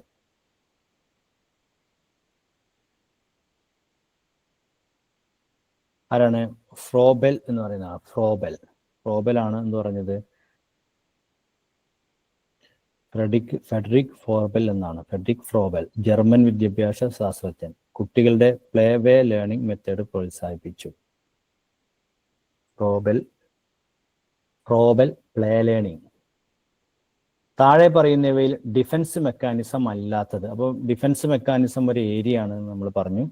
അതിൽ ഡിഫൻസ് മെക്കാനിസം അല്ലാത്തത് ഏത്? താഴെ പറയുന്നവയിൽ ഡിഫൻസ് മെക്കാനിസം അല്ലാത്തത് ഏത്? അപ്പോൾ ഏതൊക്കെയാണ് ഡിഫൻസ് മെക്കാനിസം എന്നുള്ളത് വേറെ പഠിക്കണം. റിപ്രഷൻ, പ്രൊജക്ഷൻ, റാഷണലൈസേഷൻ, ഇതൊക്കെ ഡിഫൻസ് മെക്കാനിസം ആണ്. മറ്റ് മോട്ടിവേഷൻ, പ്രേരണ ഡിഫൻസ് മെക്കാനിസം അല്ല. അതൊന്ന് വിവരിക്കാൻ പറ്റുമോ സാറേ? റിപ്രഷൻ എന്ന് പറഞ്ഞിട്ടുണ്ടെങ്കിൽ നമ്മളതിനെ അടിച്ചമർത്തൽ എന്നൊക്കെ പറയും. സിഗ്മണ്ട് ഫ്രോയിഡ് അവതരിപ്പിച്ച സിദ്ധാന്തങ്ങളുടെ ഒരു ഭാഗമാണ്. വളരെ സിമ്പിളായി പറഞ്ഞു കഴിഞ്ഞാൽ, നമ്മളിപ്പോൾ സാധാരണഗതിയിൽ പറയാറുണ്ടല്ലോ, ചില വീട്ടിൽ ജോലിക്ക് നീന്ന ആളാണ്, ആ ജോലിക്ക് നിന്ന സമയത്ത് ഇങ്ങനെ ആട്ടും തൂപ്പൊക്കെ കേട്ടിട്ടൊക്കെ മനസ്സിലിങ്ങനെ കിടന്ന് മുതലാളിമാരോടും കാറുള്ളവരോടൊക്കെ ദേഷ്യമുള്ള ഒരാള്. അപ്പം അയാൾ വലുതായിട്ട് പിന്നെ കുറച്ചൊക്കെ കഴിഞ്ഞിട്ട് ഈ അവസ്ഥയിൽ നിന്നൊക്കെ മാനസികാവസ്ഥയിൽ നിന്നൊക്കെ മാറിയിരിക്കണം. അയാൾക്ക് ഓർമ്മ തന്നെ ഇല്ല ആ കാലം. എന്നാൽ അയാളുടെ ഉള്ളിൽ അന്ന് അടിച്ചമർത്തപ്പെട്ട മനുഷ്യണ്ടാവും, അല്ലെങ്കിൽ ആ ഒരു സംഭവം ഉണ്ടാവും. അത് പലപ്പോഴും പ്രവർത്തനത്തിൽ വരും, അത് പലപ്പോഴും ദേഷ്യം ഉണ്ടാക്കാൻ സാധ്യത ഉണ്ട്. അങ്ങനെ ഒരു പ്രക്രിയ ഉണ്ടാവും. അത് ഈ സിഗ്മണ്ട് ഫ്രോയിഡ് പിന്നെ മനസ്സിനെ 3ആയി തരംതിരിച്ചു എന്ന് പറയല്ലോ, ഇഡ്, ഈഗോ, സൂപ്പർ ഈഗോ എന്ന് പറഞ്ഞിട്ടുള്ളത്. അപ്പൊ അതില് ഇഡ്, ഈഗോ, സൂപ്പർ ഈഗോ 3 ഘടനയിൽ പിന്നെ ഈഗോ എന്ന് പറയുന്ന നമ്മൾ മാനസിക സംഘർഷത്തിൽ നിന്ന് രക്ഷിക്കാനായിട്ട് പല ഡിഫൻസ് മെക്കാനിസവും കാണിക്കും. ഈഗോ ആണ് ഇതിന്ന് രക്ഷിക്കാൻ വേണ്ടിയിട്ട് ഇങ്ങനെ പലതും കാണിക്കുക. അതിൽ പെട്ട ഒന്നായിട്ടാണ് ഈ റിപ്രഷൻ എന്ന് പറയാ. അപ്പം ഇപ്പൊ റിപ്രഷൻ എന്ന് പറയുന്നത് നമ്മുടെ മനസ്സിന്റെ ഉള്ളിലുള്ള ഒരു വികാരത്തെ, അല്ലെങ്കിൽ പിന്നെ അടിച്ചമർത്തപ്പെട്ട് അവിടെ കിടക്കുന്ന ഒരു സാധനം ഇങ്ങനെ പുറത്തേക്ക് വരുന്ന ഒരു പ്രക്രിയയാണ്. ഇനി ഒന്നുകൂടി മനസ്സിലാവുന്ന ഭാഷയിൽ പറഞ്ഞാൽ ഇഡ്, ഈഗോ, സൂപ്പർ ഈഗോ എന്ന് പറയുന്നത്, സൂപ്പർ ഈഗോ എന്ന് പറയുന്നത് നമ്മുടെ അൺകോൺഷ്യസ് മൈൻഡാണ്, നമ്മുടെ അബോധ മനസ്സാണ്. പിന്നെ ഈഗോ എന്ന് പറയുന്നത് രണ്ടിന്റെ ഇടയിലുള്ള അവസ്ഥയാണ്. ഇഡ് എന്ന് പറയുന്നത് നമ്മളങ്ങനെ തെളിഞ്ഞിക്കുന്ന സ്ക്രീനിൽ ഇങ്ങനെ കാണുന്ന ഒരു സാധനമാണ്. അപ്പോൾ പിന്നെ അപ്പുറത്തുനിന്ന് മനസ്സിന്റെ അങ്ങേ തട്ടിൽ മറഞ്ഞു കിടക്കുന്ന, നമ്മൾ കിണറ്റിക്ക് നോക്കിയിട്ടുണ്ടെങ്കിൽ കിണറ്റിന്റെ ആ ചളിയും മണ്ണൊക്കെ മാന്തി കഴിഞ്ഞാൽ ചിലപ്പോൾ ഉണ്ടാവും കുറെ മുന്നിട്ട ഗ്ലാസും പ്ലേറ്റൊക്കെ അവിടെ കിടക്കുന്നത്. അതേപോലെ കിടക്കുന്ന കുറെ സാധനങ്ങളുണ്ട്. അതിങ്ങനെ തെളിഞ്ഞു വരുന്ന സമയത്ത്, മേലേക്ക് വരുന്ന സമയത്ത് ആ വെള്ളം അതിനൊന്നും മറക്കൂല. അതേപോലെ നമ്മളെ ഈഗോ എന്ത് ചെയ്യും, അതിനങ്ങനെ ചെറുങ്ങനെ തടയും. എന്നാലും അതിന്റെ ചെറിയൊരു സാധനം പുറത്തേക്ക് വരും. അതാണ് റിപ്രഷൻ എന്ന് പറയുന്നത്. അപ്പോൾ അത് പിന്നെ മനുഷ്യന്റെ ടെൻഷനൊക്കെ ബാധിക്കുന്ന ഒന്നാണ്. മറ്റൊന്നാണ് പ്രൊജക്ഷൻ എന്ന് പറയുന്നത്. പ്രൊജക്ഷൻ മെത്തേഡും സിഗ്മണ്ട് ഫ്രോയിഡ് പറഞ്ഞ മാതിരി പ്രതിഫലനം എന്നൊക്കെയാണ് പറയാം. പിന്നെ അറിയാതെ സംഭവിക്കുന്നതാണ്. അറിയാതെ സംഭവിക്കുന്നത് പറഞ്ഞിട്ടുണ്ടെങ്കിൽ സിഗ്മണ്ട് ഫ്രോയിഡ് പറയുന്നത് ഒരു വ്യക്തി തന്റെ സ്വന്തം അംഗീകരിക്കാനാകാത്ത വികാരങ്ങൾ, ചിന്തകൾ, ആഗ്രഹങ്ങൾ മറ്റുള്ളവരിലേക്ക് മാറ്റി കാണുന്നതാണ്. നമ്മൾ സാധാരണ ഒരാള് പിന്നെ എന്താ പറയാ, ഒരു പ്രശ്നത്തിൽ പിടിച്ചു കഴിഞ്ഞാൽ ക്ലാസ്സിലെ ഒരു കുട്ടിയെ പിന്നെ എന്താ പറയാ, ക്ലാസ്സിലിരുന്ന് ചൂയിങ്ക നിന്ന് പിടിച്ച ആ അടുത്ത എന്താ പറയാ, ഞാൻ മാത്രമല്ല ഓനും തിന്നലുണ്ട്, ഓൻ നല്ല തിന്നിക്കണ് എന്നൊക്കെ പറയല്ലോ, മറ്റുള്ളവരിലേക്ക് ചൂണ്ടിക്കാണിക്കാം. അപ്പൊ അത് ചിലപ്പോൾ അറിയാതെ സംഭവിക്കുന്നതാകാം, പിന്നെ ചിലപ്പം കുറ്റബോധം കൊണ്ട് സംഭവിക്കുന്നതാകാം, ചിലപ്പം ഈ കുറ്റം എല്ലാവരും ചെയ്യേണ്ടത് അതുകൊണ്ട് ലഘു കുറ്റമാണെന്ന് വരുത്തി തീർക്കാൻ വേണ്ടി സംഭവിക്കുന്നതാകാം. അതിനെയാണ് പിന്നെ പ്രൊജക്ഷൻ എന്ന് പറയാം. റാഷണലൈസേഷൻ എന്ന് പറഞ്ഞിട്ടുണ്ടെങ്കിൽ 2 റാഷണലൈസേഷൻ. ഒന്ന് കിട്ടാത്ത മുന്തിരി പുളിക്കും എന്ന് പറയില്ല നമ്മള്. എന്താ കിട്ടാത്ത മുന്തിരി പുളിക്കും എന്ന് പറഞ്ഞാൽ അതിന്റെ അർത്ഥം നമുക്ക് ശരിയായിട്ടില്ലെങ്കിൽ അത് ശരിയല്ല പിന്നെ എന്ന് പറയുന്നതിനാണ്. പിന്നെ പിന്നെ അല്ലെങ്കിൽ ഞാൻ പിടിച്ച മുയലിന് 3 കൊമ്പ് എന്ന് പറയുമല്ലോ, ഞാൻ പിടിച്ച മുയലിന് 3, ഇന്ത്യക്കുള്ള ഭയങ്കര സംഭവമാണെന്ന് പറയുന്നത്. ഈ 2നും റാഷണലൈസേഷൻ എന്ന് പറയാം. അംഗീകരിക്കാനാകാത്ത പെരുമാറ്റങ്ങളെയും പരാജയങ്ങളെയും യുക്തിപൂർവമായി കാണുന്നു, യുക്തിപൂർവമായി കണ്ട് സ്വയം ന്യായീകരിക്കുന്നതിനെയാണ് റാഷണലൈസേഷൻ എന്ന് പറയാം. അപ്പൊ റിഫ്രഷ് എന്ന് പറഞ്ഞാൽ പിന്നെ എന്താ പറയാ, പഴയകാല വികാരങ്ങളും പ്രയാസങ്ങളും ഒക്കെ മനസ്സിൽ തങ്ങി നിൽക്കുന്നത് ഇടയ്ക്ക് പ്രൊജക്റ്റ് ചെയ്യുന്നൊരു സംഗതിയാണ്. പ്രൊജക്ഷൻ എന്ന് പറഞ്ഞാൽ താൻ ചെയ്തതിന് പിന്നെ മറ്റുള്ളവരിലേക്ക് ചേർത്തലാണ്. അതിന്റെ റാഷണലൈസേഷൻ എന്ന് പറഞ്ഞിട്ടുണ്ടെങ്കിൽ സ്വയം ന്യായീകരിക്കലാണ്. ന്യായീകരിക്കൽ 2 രീതിയുണ്ട്. ഒന്ന് പിന്നെ കിട്ടാത്ത മുന്തിരി പുളിക്കുന്ന പറഞ്ഞ പോലെ, അത് കിട്ടിയിട്ടില്ലെങ്കിൽ അതെത്താ മുന്തിരിയല്ലേ, പുളിയില്ലതല്ലേ, എക്ക് മാണ്ട എന്ന് പറയുന്നത് പോലെ, അല്ലെങ്കിൽ അവനാന്റെ കയ്യിലുണ്ടെങ്കിൽ എൻ്റെ കയ്യിലുള്ളത് സൂപ്പറാണ് എന്ന് പറയുന്നതാണ് റാഷണലൈസേഷൻ എന്ന് പറയുന്നത്. ഏകദേശം ഓക്കെ സാറേ, താങ്ക്സ്. അപ്പൊ ഇത് ഇപ്പൊ നമ്മളിന്ന് ഒരു 12ഓളം ടോപ്പിക്ക് പറഞ്ഞിട്ട് അതിൽ നമ്മളൊരു 5 എണ്ണമാണ് ഇപ്പോൾ പറഞ്ഞത്. 5 എണ്ണത്തിന്റെ സാമ്പിളാണ് പറഞ്ഞത്. ഈ ജസ്റ്റ് ഒന്ന് നമ്മളിങ്ങനെ കണ്ണോടിച്ച് കുറച്ച് ജനറൽ ആയിട്ടുള്ള കുറച്ച് ക്വസ്റ്റ്യനിലൂടെ പോവാണ്. ലേണിംഗ് തിയറീസുമായി ബന്ധപ്പെട്ട് ലേണിംഗ് തിയറീസ് ഏതൊക്കെയാന്ന് വെച്ചാൽ ക്ലാസിക്കൽ കണ്ടീഷനിങ് ഉണ്ട്, ഒപ്പറന്റ് കണ്ടീഷനിങ് ഉണ്ട്, സോഷ്യൽ ലേണിംഗ് തിയറി ഉണ്ട്. ഇതാണ് ഏറ്റവും ഇമ്പോർട്ടൻ്റ് ആയിട്ട് ചോദിക്കപ്പെടുന്ന തിയറീസ്. ക്ലാസിക്കൽ കണ്ടീഷനിങ് ആണെങ്കിൽ പാവ്ലോവിന്റെ പട്ടി പരുവപ്പെടുത്തൽ, പാവ്ലോവ്, ഇതാണ് ക്ലാസിക്കൽ കണ്ടീഷനിങ്. അതെന്താണെന്ന് വെച്ചാൽ വളരെ സിമ്പിളായി എന്താണ് പരുവപ്പെടുത്തൽ എന്നൊക്കെ പറഞ്ഞാൽ നമ്മൾ പിന്നെ അന്തം വിടേണ്ട ആവശ്യമില്ല. നമ്മൾ സാധാരണഗതിയിൽ ബെല്ലടിക്കുമ്പോൾ കുട്ടികൾ പുറത്തേക്ക് പറഞ്ഞേക്കലും, ലോങ് ബെല്ല് അടിച്ചിട്ടുണ്ടെങ്കിൽ ഇന്നേനാണ്, പിന്നെ ഷോർട്ട് ബെല്ല് അടിച്ചിട്ടുണ്ടെങ്കിൽ പീരീഡിന്റെ ഇടയിലുള്ള ബ്രേക്കാണ്, പിന്നെ 2 ബെല്ല് അടിച്ചിട്ടുണ്ടെങ്കിൽ പ്രാർത്ഥനയ്ക്കുള്ള പ്രയറിനുള്ളതാണെന്നൊക്കെ പറഞ്ഞ് കുട്ടികൾ എങ്ങനെ മനസ്സിലാക്കുന്നത്? കുട്ടികളുടെ മനസ്സിക്ക് ലോങ് ബെല്ലുണ്ട് കയറുമ്പോഴത്തേന് ജനഗണമന ആ ഒരു ഇതുണ്ട് വരുമല്ലോ, ആ വരുന്നത് എന്തുകൊണ്ടാ? അറിയാതെ ചൊല്ലിപ്പോകുമല്ലോ. അതാണ് കണ്ടീഷനിങ് എന്ന് പറഞ്ഞാൽ. നമ്മള് വളരെ പട്ടീന്റെ എന്ത് കൊടുത്ത് അപ്പൊ സലൈവ വന്ന് അപ്പൊ ഇങ്ങനെയാക്കി അങ്ങനെയൊന്നും മനസ്സിലാക്കേണ്ട ഒരു ആവശ്യമില്ല. ശരിക്ക് ലോങ് ബെല്ല് കേട്ടിട്ടുണ്ടെങ്കിൽ നമ്മൾ ആരെങ്കിലും ജനഗണമന ചെല്ലുമായിരുന്നു ആ കുട്ടി? അല്ല. സ്കൂളിൽ ശീലമായപ്പോൾ ജനഗണമന ചൊല്ലൽ തുടങ്ങി. ആ ഒരു വിഷയം അതാണ് പരുവപ്പെടുത്തൽ എന്ന് പറഞ്ഞത്. ഇനി ഓപ്പറന്റ് കണ്ടീഷനിങ് എന്ന് പറഞ്ഞിട്ടുണ്ടെങ്കിൽ കുറേണ്ട് കഷ്ടപ്പെടുമ്പോൾ ഉത്തരം കിട്ടിക്കഴിഞ്ഞാൽ അങ്ങനെ ഉണ്ടാവും. ആ ലിവറുള്ള ഒരു ബോക്സിൽ, സ്കിന്നർ ബോക്സിൽ എലിനിട്ട് കുറേ മണ്ടി പാഞ്ഞപ്പോൾ എവിടെ തട്ടിയപ്പോൾ പുറത്തേക്ക് വന്നപ്പോൾ എലിക്ക് മനസ്സിലായി, പിന്നെ ഇതിൻ്റെ ഉള്ളിൽ ഇന്ന സൈഡിൽ മണ്ടി പാഞ്ഞാൽ മനസ്സിലാവും എന്നൊക്കെ പറഞ്ഞിട്ടുള്ള ആ ഒരു രീതിയിലുള്ള ഒരു സംഗതിനാണ് ആ ഒരു ഇതിനെയാണ് ഓപ്പറന്റ് പിന്നെ സ്കിന്നറുടെ ഓപ്പറന്റ് കണ്ടീഷനിങ് എന്ന് പറയുന്നത്. സോഷ്യൽ ലേണിംഗ് തിയറി ആൽബർട്ട് ബന്ദുരയുടെ സമൂഹമായി ഇടപഴകുന്നതിൽ നിന്ന് പഠിക്കുന്ന ആ ഒരു ഇതാണ് ആൽബർട്ട് ബന്ദുരയുടെ സോഷ്യൽ ലേണിംഗ് തിയറി. ഇന്റലിജൻസ് ടെസ്റ്റിന്റെ പിതാവ് ആര്? ഇന്റലിജൻസ് ടെസ്റ്റ് ആൽബർട്ട് ബിനയുടെയാണ്. ആൽബർട്ട് ബിനറ്റ് ആണ് ഇന്റലിജൻസ് ടെസ്റ്റ്. മോട്ടിവേഷന്റെ തരങ്ങൾ 2 തരമുണ്ട്. Intrinsic motivation, extrinsic motivation. Extrinsic motivation എന്ന് പറഞ്ഞാൽ സമ്മാനം കിട്ടാൻ വേണ്ടി, ജോലി കിട്ടാൻ വേണ്ടി, കൂലി കിട്ടാൻ വേണ്ടിയൊക്കെ പുറത്തുനിന്ന് എന്തെങ്കിലും ഒന്ന് കിട്ടാൻ വേണ്ടിയിട്ട് നമ്മളെ കയ്യിൽ, അപ്പൊ എന്തെങ്കിലുമൊക്കെ ഒരു ഗുണം അത് ചെയ്തുകൊണ്ടുണ്ടാവും. നേരെ മറിച്ച് പിന്നെ ഇൻട്രിൻസിക് ഉള്ളിൽ നിന്നുള്ള പ്രേരണ എന്ന് പറഞ്ഞിട്ടുണ്ടെങ്കിൽ ഒരാൾക്ക് പാട്ട് ഭയങ്കര ഇഷ്ടമാണ്, അപ്പൊ അയാളിൽ നിന്ന് പാട്ട് കേൾക്കുക. ആ ഉള്ളിൽ നിന്നുള്ളൊരു ഒരു പ്രേരണയാണ്. ഒരാൾക്ക് സമദാനിന്റെ പ്രസംഗം ഭയങ്കര ഇഷ്ടമാണ്, അപ്പൊ സമദാനി കോഴിക്കോട് കടപ്പുറത്ത് പ്രസംഗിക്കുന്നുണ്ടെങ്കിൽ കഷ്ടപ്പെട്ട് രാത്രി നട്ടപ്പാതിരക്ക് പിന്നെ മടങ്ങി വരേണ്ട അവസ്ഥയിൽ പോലും ട്രെയിൻ എടുത്ത് കഷ്ടപ്പെട്ട് അതിന് പോവുക ഒക്കെ ഒരു അവിടെ പോയിട്ട് ആ വയലിങ്ങനെ കേൾക്കുന്ന സമയത്ത് മനസ്സിനൊരു കുളിർമ ഉണ്ടാവും, സന്തോഷം ഉണ്ടാവും. അല്ലാതെ അതുകൊണ്ട് ഇപ്പോൾ പൈസയും സമ്മാനമൊന്നും കിട്ടൂല. അങ്ങനെ പോകുന്നതാണ് ഇൻട്രിൻസിക് മോട്ടിവേഷൻ. അപ്പൊ നേരത്തെ പറഞ്ഞ പിന്നെ ഫ്രൂയിഡിന്റെ സൈക്കോ അനലിറ്റിക് തിയറിയുടെ പ്രധാന ഘടകങ്ങൾ ഏവയാണ്? Id, ego, super ego. Id, ego, super ego. നേരത്തെ പറഞ്ഞ പോലെ മനുഷ്യന്റെ മനസ്സ് 3ആയിട്ടാണ് ഫ്രൂയിഡ് തരംതിരിക്കുന്നത്. അതിൽ പെട്ടതാണ് ഇഡ്. സിഗ്മണ്ട് ഫ്രോയിഡിന്റെ തന്നെയല്ലേ ലിബിഡോ എന്ന് പറയുന്നത്? അതെ അതെ. ഇങ്ങനെ ഒരു വായിച്ചപ്പോ ഇങ്ങനെ കണ്ടായിരുന്നു, പക്ഷെ അതെന്താന്ന് വിവരിച്ചിട്ടില്ല അതിനകത്ത്. ജസ്റ്റ് ഒന്ന് പറഞ്ഞുതരാവോ? ലിബിഡോ എന്ന് പറഞ്ഞിട്ടുണ്ടെങ്കിൽ പിന്നെ മനുഷ്യന്റെ ജീവിതത്തെ മുന്നോട്ട് കൊണ്ടുപോകുന്ന സെക്ഷൽ എനർജി അല്ലെങ്കിൽ ലൈഫ് ഇൻസ്റ്റിക്റ്റ് എനർജി എന്നാണ് അതിന് പറയാം. അഥവാ ബാല്യത്തിൽ നിന്നും അതിന് കുറെ ഘട്ടങ്ങളുണ്ട്. സിഗ്മണ്ട് ഫ്രോയിഡിന്റെ എല്ലാ തിയറികളും പിന്നെ പല സ്റ്റേജിലും പിന്നെ പല ഘട്ടങ്ങളിലും സെക്സുമായി റിലേറ്റഡ് ചെയ്തിട്ടാണ് അയാൾ പറയുന്നത്. സെക്സുമായി റിലേറ്റഡ് എന്ന് പറഞ്ഞിട്ടുണ്ടെങ്കിൽ പിന്നെ ഇപ്പോൾ ഉദാഹരണമായിട്ട് അദ്ദേഹത്തിന്റെ ലൈഫ് ഇൻസ്റ്റിക്റ്റ് എന്ന് പറയുന്നത് ലിബിഡോ, സെക്സ് ആണ് ഒരു മനുഷ്യന്റെ ഊർജം എന്നൊരു സിദ്ധാന്തം സിഗ്മണ്ട് ഫ്രോയിഡിനുണ്ട്. അപ്പോൾ ലിബിഡോ എന്ന് പറഞ്ഞാൽ ബാല്യത്തിൽ നിന്നും പ്രായപൂർത്തിയിലേക്ക് വികസന ഘട്ടങ്ങളിലൂടെ ഇങ്ങനെ ഉള്ള സഞ്ചാരം എന്നാണ് ആ ലിബിഡോ എന്നുള്ള വാക്കിന്റെ അർത്ഥം വരുന്നത്.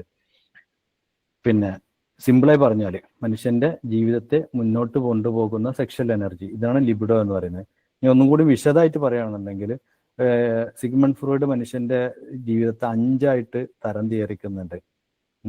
അപ്പൊ അതിൽ ഒന്നാമത്തെ ഘട്ടം എന്ന് പറയുന്നത് ഓറൽ സ്റ്റേജ് എന്നാണ്. 0 to 1 ഇയർ ആണ് ഓറൽ സ്റ്റേജ് എന്ന് പറയാം. ഈ ഓറൽ സ്റ്റേജിൽ 1 വയസ്സ് വരെ കുട്ടി എല്ലാ കാര്യങ്ങളും മനസ്സിലാക്കുന്നത് വായ കൊണ്ടാണ്. വായ കൊണ്ട് തന്നെ നമ്മൾ കണ്ടിട്ടുണ്ടാവും, ചെറിയ കുട്ടികളൊക്കെ കിടന്നിങ്ങനെ കളിക്കുന്ന, മലർന്ന് കിടന്ന് കടിക്കുന്ന കുട്ടികൾ എന്ത് കിട്ടിയാലും ആദ്യം വായൊക്കെ കൊണ്ടുപോകും. നമ്മളൊരു വിരല് ഇങ്ങനെ കുട്ടിയുടെ കയ്യിൽ കൊടുത്തു കഴിഞ്ഞാൽ കുട്ടി അത് എന്ത് ചെയ്യും? നേരെ വായിലേക്ക് കൊണ്ടുപോകും. പിന്നെ അതേപോലെ പിന്നെ ഫീഡിങ്, മുലകുടി, പിന്നെ അതുപോലെ എല്ലാം പിന്നെ എന്ത് കിട്ടിയാലും വായിലിട്ട് ഊമ്പി നോക്കും. പിന്നെ അങ്ങനത്തെ കുറെ സ്വഭാവം ഉണ്ടാവും ഓറൽ സ്റ്റേജ് എന്ന് പറയുന്നത്. പിന്നെ അതിലൊന്നും ലിബിഡോ വരുന്നില്ല. അനൽ സ്റ്റേജ് എന്ന് പറയുന്നുണ്ട് 1 മുതൽ 3 വരെ വയസ്സുള്ള. ആ സമയത്ത് കുട്ടി അല്പാൽപമായിട്ട് ടോയ്ലറ്റ് ട്രെയിനിങ്ങിന് പഠിച്ചുകൊണ്ടിരിക്കുന്നത്. അഥവാ മലമൂത്ര വിസർജനത്തെ കുറിച്ചുള്ള അവബോധം കുട്ടിയിലേക്ക് വന്നുകൊണ്ടിരിക്കുന്ന ഒരു കാലഘട്ടം അനൽ സ്റ്റേജിൽ വരുന്നത്. പിന്നെ അടുത്ത സ്റ്റേജ് വരുന്നത് ഫാലിക് സ്റ്റേജ് എന്നാണ്. 3 മുതൽ 6 മുതൽ വരെയുള്ള വർഷങ്ങൾ. ഇതിനെ കുറിച്ച് പറയുന്നത് പിന്നെ കുട്ടിക്ക് ജനനേന്ദ്രിയ ബോധം ഉണ്ടാവുന്നതാണ്. ഇവിടുന്നാണ് ഈ സിഗ്മണ്ട് ഫ്രോയിഡ് ലിബിഡോ എന്ന് പറയുന്നത്. അവിടെ ഒരു ഈഡിപ്പസ് കോംപ്ലക്സ് എന്നൊക്കെ പറയും, ഇലക്ട്രാ കോംപ്ലക്സ്. എന്താ ഈഡിപ്പസ് കോംപ്ലക്സ് എന്ന് കേട്ടിട്ടുണ്ടോ? ആണിന് പിന്നെ അഥവാ ആൺകുട്ടിക്ക് അമ്മയോടും പെൺകുട്ടിക്ക് അച്ഛനോടും കൂടുതൽ താല്പര്യം വരുന്നത്. അതാണ് ജനനേന്ദ്രിയ ബോധം എന്ന് പറയുന്നത്. അത് ഫാലിക് സ്റ്റേജ് എന്നാണ് പിന്നെ സിഗ്മണ്ട് ഫ്രോയിഡിന്റെ ഈ കാലഘട്ടത്തിൽ പറയുന്നത്. ഇതിനോടനുബന്ധിച്ചൊരു പിന്നെ ഈഡിപ്പസ് കോംപ്ലക്സ് എന്ന് പറയാനുള്ളൊരു കാരണമുണ്ട് കേട്ടോ. ഒരു ഈഡിപ്പസ് എന്ന് പറഞ്ഞാൽ ഗ്രീക്കിലെ ഒരു രാജാവിന്റെ കഥ ഉണ്ട്. ഒരു പക്ഷെ നിങ്ങൾ കേട്ടിട്ടുണ്ടാവും. ഒരു 2 സെന്റൻസിൽ പറഞ്ഞാൽ ഈഡിപ്പസ് എന്ന് പറയുന്ന ഒരു രാജാവ് പിന്നെ ഈഡിപ്പസ് എന്ന് പറയുന്ന ആളുടെ അച്ഛൻ പിന്നെ ഒരു സ്വപ്നം കാണാണ്. രാജാവ് ഒരു സ്വപ്നം കാണാണ്, തൻ്റെ മകൻ തന്നെ വധിക്കുന്നതായിട്ട് സ്വപ്നം കാണാണ്. അപ്പോൾ ഈഡിപ്പസ് തന്നെ വധിക്കുന്നത് സ്വപ്നം കണ്ടപ്പോൾ ഈഡിപ്പസിനെ ജനിച്ച ഉടനെ തന്നെ ഒരു മന്ത്രി കിങ്കരന്മാരോട് പറഞ്ഞിട്ട് കാട്ടിൽ കൊണ്ടുപോയിട്ട് വധിക്കാൻ പറയാണ്. കൊണ്ടുപോയ ആൾക്കാർ വധിക്കാനുള്ള മടി കൊണ്ട് കുട്ടിയുടെ അവിടെ തലയിൽ എന്തോ വെച്ച് കെട്ടിയിട്ട് തോട്ടിലേക്ക് എറിയുക, അങ്ങനെ പോരാണ്. ചുരുക്കി പറഞ്ഞിട്ടുണ്ടെങ്കിൽ കാലം കുറെ കഴിഞ്ഞ് ഈ കുട്ടി രക്ഷപ്പെട്ടു, തൊട്ടടുത്ത രാജ്യത്തെ രാജാവായി മാറി. അങ്ങനെ ആ രാജാവ് പിന്നെ ഈഡിപ്പസിന്റെ അച്ഛന്റെ രാജ്യത്തെ ആക്രമിക്കുന്നു. അച്ഛന്റെ രാജ്യത്തെ ആക്രമിച്ചിട്ട് അന്നത്തെ ഒരു കാലഘട്ടത്തിൽ അങ്ങനെയാണല്ലോ, രാജാവിനെ ആക്രമിച്ച് രാജാവിനെ കൊന്ന രാജാവിന്റെ ഭാര്യ സ്വന്തം ഭാര്യയായിട്ട് എടുക്കുമല്ലോ. അങ്ങനെ ഈഡിപ്പസ് എന്ത് ചെയ്യാണ്, സ്വന്തം അമ്മനെ കല്യാണം കഴിക്കുകയാണ്. അങ്ങനെ സ്വന്തം അമ്മയെ പിന്നെ രാത്രി പിന്നെ അവര് തലയിൽ ഇങ്ങനെ തപ്പി നോക്കുമ്പോൾ രണ്ടാളും ആലിംഗനം ചെയ്യുമ്പോൾ തലയിൽ തപ്പി നോക്കുമ്പോൾ ഇതെന്താണെന്ന് ചോദിക്കുമ്പോൾ ഇതിങ്ങനെ എന്നെ ചെറുപ്പത്തിൽ ആരോ കാട്ടിൽ ഉപയോഗിച്ച് അങ്ങനെ അതിന്റെ അടയാളം എന്നൊക്കെ പറഞ്ഞ് ഞാൻ തിരിച്ചറിയുന്നു എന്നൊക്കെ പറയാം. അറിയാതെ ജനനീയ പനി പരിണയിച്ച യവന തരുണന്റെ കഥ എത്ര പഴകി എന്നൊക്കെ പറഞ്ഞിട്ട് ONV തന്റെ ഭൂമിക്കൊരു ചരമഗീതത്തിൽ പറയുന്നുണ്ട്. അഥവാ അറിയാതെ ജനനീയെ പരിണയിച്ച അറിയാതെ സ്വന്തം മാന കല്യാണം കഴിച്ച യവനത്തെ ഈഡിപ്പസിന്റെ കഥ പഴയതാണ്, ഇപ്പൊ ആൾക്കാർ സ്വന്തം ഭൂമിയെ വ്യഭിചരിക്കുക എന്നൊക്കെ പറഞ്ഞിട്ടുള്ള കവിതയാണ്. ഞാൻ പറഞ്ഞത് ഫാലിക് സ്റ്റേജിലാണ് ഈഡിപ്പസ് കോംപ്ലക്സ് വരുന്നത്. ലേറ്റൻസി സ്റ്റേജ് 6 മുതൽ 12 ലൈംഗിക ഊർജം ഒളിഞ്ഞു നിൽക്കും. ഒളിഞ്ഞു നിൽക്കും എന്ന് പറഞ്ഞാൽ ഒരു പെണ്ണിനെ കാണുമ്പോൾ പിന്നെ ആണിനിങ്ങനെ നോക്കാനും ഇതിനൊക്കെ ഒരു പൂതിയൊക്കെ ഉണ്ടാവുന്ന ഒരു ടെൻഡൻസി ഒക്കെ ഉണ്ടാവുന്ന ഒരു കാലക്കാരും. പിന്നെ 12ാം വയസ്സ് കഴിഞ്ഞിട്ട് പറയാൻ പറ്റുന്നവരോടൊക്കെ ലൈംഗിക പക്വത വരുന്ന ഒരു കാലം ജെനിറ്റൽ സ്റ്റേജ് എന്നാണ് പറയാം. ഇങ്ങനെ പോകുന്ന ഒരു ഘട്ടമുണ്ട്. ഇതിനാണ് ഈഡിപ്പസിന്റെ ഫ്രോയിഡിന്റെ ലിബിഡോ എന്ന് പറയുന്നത്. ഓക്കെ, ഇത് വലിയ ഏരിയ ആയതുകൊണ്ട് ഇത് പിന്നെ എന്താ പറയാ കുന്നുമൊന്ന് മണ്ണിളക്കിയ മാതിരിയാണ്. ഇങ്ങനെ ഒരിടത്ത് ഇളക്കിയ പറ്റോടത്ത് കൂടെ ഇങ്ങനെ ചാടിക്കൊണ്ടിരിക്കുന്ന പറയുന്ന കുറെ പറയാനുണ്ടാവും. ഏതായാലും ഈ പറഞ്ഞ വിഷയങ്ങൾ മനസ്സിലാവുന്നുണ്ടല്ലോ?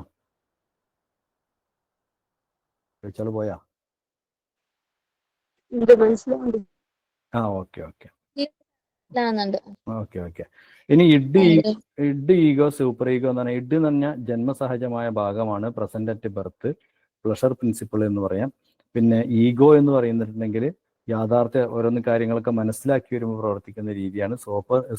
സൂപ്പർ ഈഗോ എന്ന് പറഞ്ഞിട്ടുണ്ടെങ്കിൽ നീതി, വാല്യൂസ്, മതമൊക്കെ പഠിച്ചതിന്റെ ശേഷം സ്കൂളൊക്കെ പോയി കാര്യങ്ങളൊക്കെ പഠിച്ചുണ്ടാവുന്ന ഒരു ഭാഗം, മൊറാലിറ്റി ആണ് സൂപ്പർ ഈഗോ. ഇതൊക്കെ പിന്നെ ഡിസോർഡർ ആക്കി തന്ന് ഓർഡർ ആക്കാനൊക്കെയാണ് പലവട്ടം വന്നിട്ടുള്ളത്. മാസ്ലോ പിന്നെ നീഡ്സിന്റെ ഒരു പിരമിഡ് ഉണ്ടാക്കിയിട്ടുണ്ട്. Psychological needs, safety needs, love and belonging, esteem, self actualization. ഇതാണ് അതിന്റെ ഒരു പിരമിഡിന്റെ ക്രമം. സ്റ്റിമുലസ് റെസ്പോൺസ് തിയറി വികസിപ്പിച്ചത് JB വാട്സൺ ആണ്. സ്റ്റിമുലസ് റെസ്പോൺസ് തിയറി ബിഹേവിയറിസവുമായി ബന്ധപ്പെട്ടതാണ്. എറിക്സന്റെ 8 സ്റ്റേജുകളുണ്ട്. Infancy, early childhood, school stage, adolescence, young adulthood, old age. ഓരോ സ്റ്റേജിനും ഓരോ ഏജ് ഒക്കെ ഉണ്ട്, നമുക്ക് വിശദീകരിക്കാൻ സമയമില്ല. മെമ്മറിയുടെ പ്രധാന ഘട്ടങ്ങൾ വരുന്നത് ആദ്യം എൻകോഡിംഗ് ആണ്, പിന്നെ സ്റ്റോർ ചെയ്യുന്നു. ഒരു ഡാറ്റ കിട്ടിക്കഴിഞ്ഞിട്ടുണ്ടെങ്കിൽ അത് നമ്മൾ നമ്മുടെ മെമ്മറിക്ക് കോഡ് ചെയ്ത് കൊടുക്കുന്നു, അവിടെ സ്റ്റോർ ചെയ്യുന്നു, ആവശ്യം നേരത്തെ നമ്മൾ തിരിച്ചെടുക്കുന്നു. അപ്പോൾ ഉദാഹരണമായിട്ട് നമ്മളൊരു കാര്യം പഠിക്കുന്ന സമയത്ത് പിന്നെ ഇപ്പോൾ ഉദാഹരണമായിട്ട് ആഴ്ചകൾ പഠിക്കുകയാണെന്നുണ്ടെങ്കിൽ ശനി, ഞായർ, തിങ്കൾ, ചൊവ്വ, ബുധൻ, വ്യാഴം, വെള്ളി, ആ രീതിയിൽ പാട്ട് എഴുതിയിട്ടാണ് പഠിച്ചിട്ടുണ്ടാവാം. അപ്പോൾ ഒരാളോട് ശനി കഴിഞ്ഞിട്ട് പിന്നെ ഏതാ വരിക എന്ന് ചോദിച്ചാൽ അപ്പോൾ നമ്മളെ പാട്ട് ഇങ്ങനെ ആലോചിച്ചിട്ട് പറയുന്നതോട് എന്താ പറയുക, അപ്പോൾ എൻകോഡ് ചെയ്തത് പാട്ടായിട്ടാണ്, സേവ് ചെയ്തത് ഇങ്ങനെ ഓർഡറിലാണ്, പിന്നെ നമ്മൾ റിട്രൈവ് ചെയ്യൽ നമുക്ക് ആവശ്യം അനുസരിച്ചാണ്. അതാണ് മെമ്മറിയുടെ കോഡ് എന്ന് പറയുന്നത്. കുട്ടികളുടെ വേഗത്തിൽ വളരുന്ന ഘട്ടം ഏത് കാലഘട്ടത്തിലാണ് വരുന്നത്? കുട്ടികളുടെ സ്വഭാവവും കാര്യങ്ങളൊക്കെ വളരെ വേഗത്തിൽ വളരുന്നത് അഡോളസൻസ് എന്ന് പറയുന്ന സമയത്ത്, അഡോളസൻസിലാണ്. കൗമാരം എന്ന് പറയുന്ന സമയത്താണ് ശാരീരികമായിട്ടും മാനസികമായിട്ടൊക്കെ വളരെ ഉഷാറായിട്ട് വളരുന്നത്.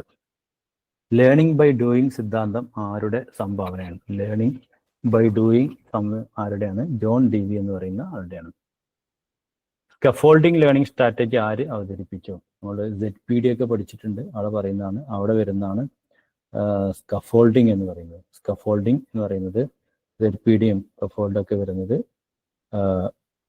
ലേവ് വൈഗോസ്കിയുടെ പഠന സിദ്ധാന്തവുമായി ബന്ധപ്പെട്ടാണ്.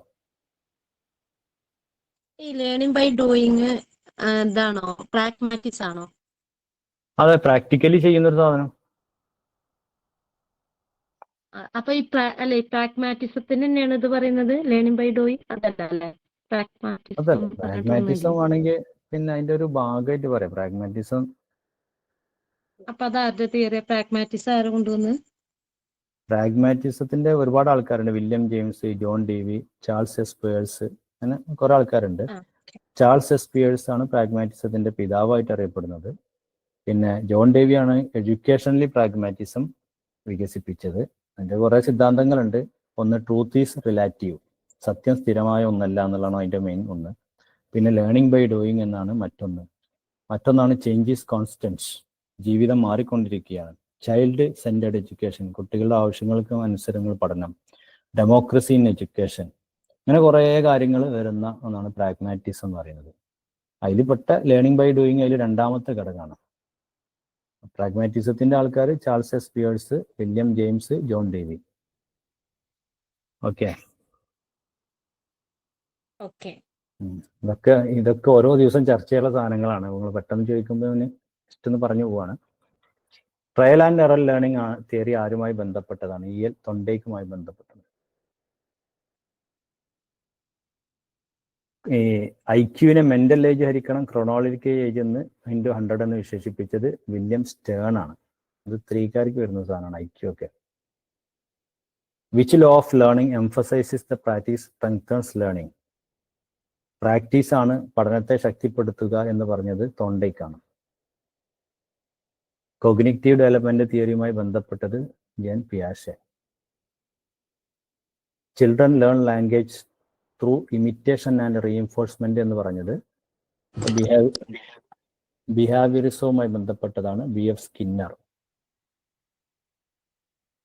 എഡ്യൂക്കേഷണൽ സൈക്കോളജി തൊണ്ടയ്ക്കാണ്. അതൊക്കെ നമ്മൾ റിപ്പീറ്റ് വന്നാണ്, കുറച്ച് റിപ്പീറ്റ് ഉണ്ട്. Musical intelligence can be best nurtured through. ഇങ്ങനെയാണ് മ്യൂസിക്കൽ ഇത് പഠിക്കാൻ പറ്റുക, അത് സംഗീതാഷ്ഠിത പ്രവർത്തനങ്ങൾ വഴി. Classroom management mainly focuses on, പഠനത്തിന് അനുയോജ്യമായ അന്തരീക്ഷം ഉണ്ടാക്കാനാണ് ക്ലാസ് റൂം മാനേജ്മെന്റ് വരുന്നത്. മൈക്രോ ടീച്ചിങ് അധ്യാപന പരിശീലനത്തിനാണ് മൈക്രോ ടീച്ചിങ് ഉപയോഗിക്കുന്നത്. A student answers correctly in class when praised by teacher. This reflects which learning principle? കുട്ടി ആൻസർ പറയുന്നു, ചോദ്യങ്ങൾ ഇങ്ങനെ ചോദിക്കുന്ന സമയത്ത് ആൻസർ പറയുന്നു, അതിന് സമ്മാനങ്ങൾ കൊടുക്കുന്നു, അല്ലെങ്കിൽ അതിനെ അഭിനന്ദിക്കുന്നു. ഇത് ഏതുമായി ബന്ധപ്പെട്ടതാണ്? അത് ബലപ്പെടുത്തൽ, റീഇൻഫോഴ്സ്മെന്റുമായി, സ്കിന്നറുടെ ബിഹേവിയറിസവുമായി ബന്ധപ്പെട്ടാണ്. ലോ ഓഫ് റെഡിനെസ് എന്നുള്ളതിൽ ക്ലാസ് റൂം പെഡഗോജി ഏത് നിലക്കാണ് ബന്ധപ്പെട്ട് കിടന്നിരിക്കുന്നത്? അപ്പോൾ ലോ ഓഫ് റെഡിനെസ് എന്ന് പറയുന്നത് വിദ്യാർത്ഥികൾ തയ്യാറായിരിക്കുമ്പോഴാണ് പുതിയ അറിവ് നൽകേണ്ടത്. അപ്പോൾ കുട്ടികൾക്ക് റെഡിനെസ് വേണം. Which teaching method is best suitable for developing critical thinking among students? കുട്ടികൾക്കിടയിൽ പിന്നെ ക്രിട്ടിക്കൽ തിങ്കിങ് വർദ്ധിപ്പിക്കാൻ ഏറ്റവും നല്ലത് ഏതാണ്? ഡിസ്കഷൻ മെത്തേഡാണ്. At which stage development does child begin abstract think? കുട്ടിയിൽ അബ്സ്ട്രാക്റ്റിംഗ് തിങ്കിങ് വരുന്ന കാലഘട്ടം അഡോളസൻസ് ആണ്, കൗമാര കാലഘട്ടത്തിലാണ്. ഇനി പിയാഷയുടെ ഭാഷയിൽ പറഞ്ഞ formal operational stage. Growth and development in children is continuous and sequential. തുടർച്ചയായും ക്രമാനുസൃതമായാണ് കുട്ടികളിൽ വളർച്ച ഉണ്ടാകുന്നത്. ഡെവലപ്മെന്റ് എന്നുള്ളതിന്റെ സൈക്കോളജിക്കൽ തിയറി ആരാണ് ഡെവലപ്പ് ചെയ്തത്? എറിക്സൺ. ഇതൊക്കെ റിപ്പീറ്റ് ആണ്. ദ ഫസ്റ്റ് സോഷ്യലൈസിങ് ഏജന്റ്, ഇത് എപ്പോഴും വരുന്ന ഒരു ചോദ്യമാണ്. ഏറ്റവും first socializing agent of child is family. അതിന് which method is most suitable study behaviour natural surroundings? കുട്ടിക്ക് സറൗണ്ടിങ്സിനെ കുറിച്ച് പഠിക്കാൻ ഏറ്റവും അനിവാര്യമായ പഠന ശാഖ ഏത്? Observation method. Emotional development in child is strongly influenced by. കുട്ടികളുടെ വൈകാരിക വികാസം എന്തിനാൽ സ്വാധീനം ചെലുത്തപ്പെടുന്നു? കുട്ടിയുടെ കുടുംബ പരിസ്ഥിതി, കൂട്ടുകാരുടെ സ്വാധീനം. Who is regarded as the father of child study movement? Child study മൂവ്മെന്റിന്റെ ഫാദറായിട്ട് അറിയപ്പെടുന്നത് സ്റ്റാൻലി ഹാളാണ്. ഈഗോസെൻട്രിസം എന്ന് പറയുന്നത് കുട്ടിയിൽ എപ്പോഴാണ് ഉണ്ടാകുന്നത്? 2 മുതൽ 7 വയസ്സ് വരെയാണ് egocentrism. Critical period in child development, കുട്ടികളുടെ പ്രത്യേക സമയം, specific time when learning is, പഠനം നടക്കുന്ന സമയത്താണ് ക്രിട്ടിക്കൽ പീരീഡ് എന്ന് പറയുന്നത്. ഓക്കെ, തൽക്കാലം നമ്മൾ കുറേ ഭാഗങ്ങൾ ഞാൻ ലാസ്റ്റ് കുറേ പെട്ടെന്ന് പറഞ്ഞു പോവാണ്. ഈ നോട്ട് നിങ്ങൾക്ക് അയച്ചു തരാം. അപ്പോൾ അതിൽ ഏകദേശം എല്ലാ ഭാഗങ്ങളും ഉണ്ടാകും. ഏതൊക്കെ നിങ്ങൾക്ക് ചോദിച്ച് മനസ്സിലാക്കാവുന്നതേ ഉള്ളൂ. വായിച്ചാൽ വളരെ പെട്ടെന്ന് മനസ്സിലാകുന്നതേ ഉള്ളൂ. മെക്ലനിന്റെ തിയറി ഇല്ലേ, മെക്ലനിന്റെ theory, need for power, affiliation മൂന്നെന്നുള്ളത്, അതൊന്ന് അതിന്റെ ഓർഡർ ഒന്ന് പറഞ്ഞു തരുമോ? ഏതുമായി ബന്ധപ്പെട്ട നീഡിന്റെ നീഡ് മെക്ലനിന്റെ ഇല്ലേ, അബ്രഹാം മാസ്ലോന്റെ തൊട്ട് ശേഷം വരുന്ന മെക്ലൻ. മോട്ടിവേഷനുമായി ബന്ധപ്പെട്ടല്ലേ? ഒന്ന് അദ്ദേഹത്തിന്റെ 3 ഇത് വരുന്നത്, ഒന്ന് നീഡ് ഫോർ അച്ചീവ്മെന്റ്, വിജയിക്കാൻ, ലക്ഷ്യങ്ങൾ നേടാൻ, മത്സരിക്കാനുള്ള ആവശ്യം. പിന്നെ നമ്മൾ നീഡ് ഫോർ നേട്ടങ്ങൾക്ക് വേണ്ടിയിട്ടുള്ള ആവശ്യം. നേട്ടങ്ങൾക്ക് തന്നെ ഒരാൾക്ക് നോർമലായിട്ട് ഇങ്ങനെ ജീവിച്ചു പോവാം. അപ്പോൾ പിന്നെ പക്ഷെ അയാൾ കൂടുതൽ മോട്ടിവേഷൻ കിട്ടൂല. നേരെ മറിച്ച് എന്തെങ്കിലും ആയിത്തീരണം എന്ന് താല്പര്യപ്പെടുന്ന ആളുകളുടെ ആവശ്യം, അതാണ് നീഡ് ഫോർ അച്ചീവ്മെന്റ് എന്ന് പറയുന്നത്. മറ്റൊന്ന് നീഡ് ഫോർ പവറാണ്. ചില ആൾക്കാർക്ക് നേട്ടങ്ങൾ അയക്കാറില്ല, പിന്നെ ശമ്പളം ഇല്ലെങ്കിലും പ്രിൻസിപ്പൾ ആയാൽ മതി എന്നുള്ള രീതിയിലേക്ക് അയക്കാറ്. പവറിന് വേണ്ടിയിട്ടുള്ള ഇതുണ്ടാവും. ചില ആൾക്കാർ നീഡ് ഫോർ അഫിലിയേഷൻ, ബാക്കിയുള്ളവരുടെ കൂട്ടത്തിൽ എല്ലാവരുടെ ഇടയിൽ ഒരു സ്വീകാര്യത ഉണ്ടാവാൻ വേണ്ടിയിട്ട്, സൗഹൃദം, അംഗീകാരം. ഇങ്ങനെ 3 തരം നീഡുകളാണ് മെക്ലൻഡ് പറയുന്നത്. ഒന്ന് അച്ചീവ്മെന്റ്, അപ്പോൾ അച്ചീവ്മെന്റിനുള്ള ഉദാഹരണം പിന്നെ ചലഞ്ചിങ് ജോലികൾ ഏറ്റെടുക്കും, ബിസിനസ് ചെയ്യും, സംരംഭകം ചെയ്യും, വലിയ റിസ്ക് ഉള്ള സബ്ജക്റ്റുകളിൽ ഗവേഷണം നടത്തും. അതാണ് നീഡ് ഫോർ അച്ചീവ്മെന്റിന്റെ ആളുകൾ ചെയ്യാം. നീഡ് ഫോർ പവർ ആണെന്നുണ്ടെങ്കിൽ അവർ അതോറിറ്റി ആയിട്ട് ആഗ്രഹിക്കുക. ഒന്ന് പേഴ്സണലൈസ്ഡ് പവർ, സ്വന്തം അധികാരത്തിന് വേണ്ടിയിട്ട്, അല്ലെങ്കിൽ MLA ആവാൻ, MP ആവാൻ, വാർഡ് മെമ്പർ ആവാനൊക്കെ ആഗ്രഹിക്കും. ഇങ്ങനെയാണ് നീഡ് ഫോർ പവർ ആണ് രണ്ടാമത്തെ. മൂന്നാമത്തെ നീഡ് ഫോർ അഫിലിയേഷൻ, അവര് പിന്നെ സ്വീകാര്യതയ്ക്ക് വേണ്ടിയിട്ടാണ് ഇത് ചെയ്യുക. അപ്പോൾ അങ്ങനത്തെ ആളുകൾ അടിപിടിയൊക്കെ ഉണ്ടാവുന്ന സമയത്ത് ഭയങ്കര ക്ഷമൊക്കെ പാലിക്കും. കാരണം എന്താണ്, എല്ലാവരും നല്ലപോലെ നിൽക്കണം എന്നുള്ളതൊക്കെ ആഗ്രഹം ഉണ്ടാവും. ഇങ്ങനെ 3 ഇത് പിന്നെ നീഡുകളാണ് മെക്ലൻഡിന്റെ തിയറിയിൽ നീഡ്സ് പറയുന്നത്. സാറേ, പരീക്ഷയ്ക്ക് ക്വസ്റ്റ്യൻ ഉണ്ടാവുന്നതേ മലയാളത്തിലാണോ ഇംഗ്ലീഷിലാണോ? ഞാൻ നേരത്തെ പറഞ്ഞല്ലോ. പിന്നെ കാറ്റഗറി 4 ആണെന്നുണ്ടെങ്കിൽ ഒരു ഭാഗത്ത് മലയാളത്തിലുണ്ടാകും, അങ്ങേ സൈഡിൽ ഇംഗ്ലീഷിലും ഉണ്ടാവും. ഞാൻ മുമ്പ് ചെയ്ത ക്ലാസ്സുകളിലൊക്കെ നേരെ ക്വസ്റ്റ്യൻ പേപ്പർ ഫോട്ടോ എടുത്തിട്ട് സ്ക്രീൻ സേവർ ഇടായിരുന്നു. അപ്പോൾ ഞാൻ കുറച്ചും കൂടെ ഒന്ന് പിന്നെ ഇത് ചെയ്തിട്ട് വിട്ടാണ്. അപ്പോൾ അതിലൊക്കെ അങ്ങനെ കാണാം, ഇംഗ്ലീഷും ഉണ്ടാവും, മലയാളം ഉണ്ടാവും. അപ്പോൾ ചില വാക്കുകളൊക്കെ ഇപ്പം ഉദാഹരണമായിട്ട് പാരിമാണികമാണ് എന്നൊക്കെ ചിലപ്പം കാണാം. അപ്പോൾ നിങ്ങൾ അന്തം കൂടെ ഈ പാരിമാണികം ഇപ്പം എന്താണെന്നൊക്കെ വിചാരിക്കും. ക്വാണ്ടിറ്റി എന്നാണ് അതിൻ്റെ അർത്ഥം. അപ്പോൾ അങ്ങനത്തെ അപ്പുറം നോക്കിയാൽ ഇംഗ്ലീഷ് നോക്കിയാൽ നിങ്ങൾക്ക് മനസ്സിലാവും. നേരെ മറിച്ച് കാറ്റഗറി 3കാർക്ക് പിന്നെ ഒരേ ഉണ്ടാവുള്ളൂ, ഇംഗ്ലീഷിൽ മാത്രമേ ഉണ്ടാവുള്ളൂ. പിന്നെ ഫോക്കസിൽ ഇതിൻ്റെ ഒക്കെ ഡീറ്റെയിൽഡ് ആയിട്ടുള്ള ക്ലാസ്സുകൾ ഉണ്ട് കേട്ടോ. നമ്മളിതിൽ ഓരോ സബ്ജക്റ്റും ഓരോ മണിക്കൂർ വെച്ചെടുത്ത ക്ലാസ്സുകളൊക്കെ ഫോക്കസിൽ അവൈലബിൾ ആണ്. അപ്പോൾ എന്നാൽ തൽക്കാലം പിരിയാല. ശുക്രൻ ജസാക്കും സാറും.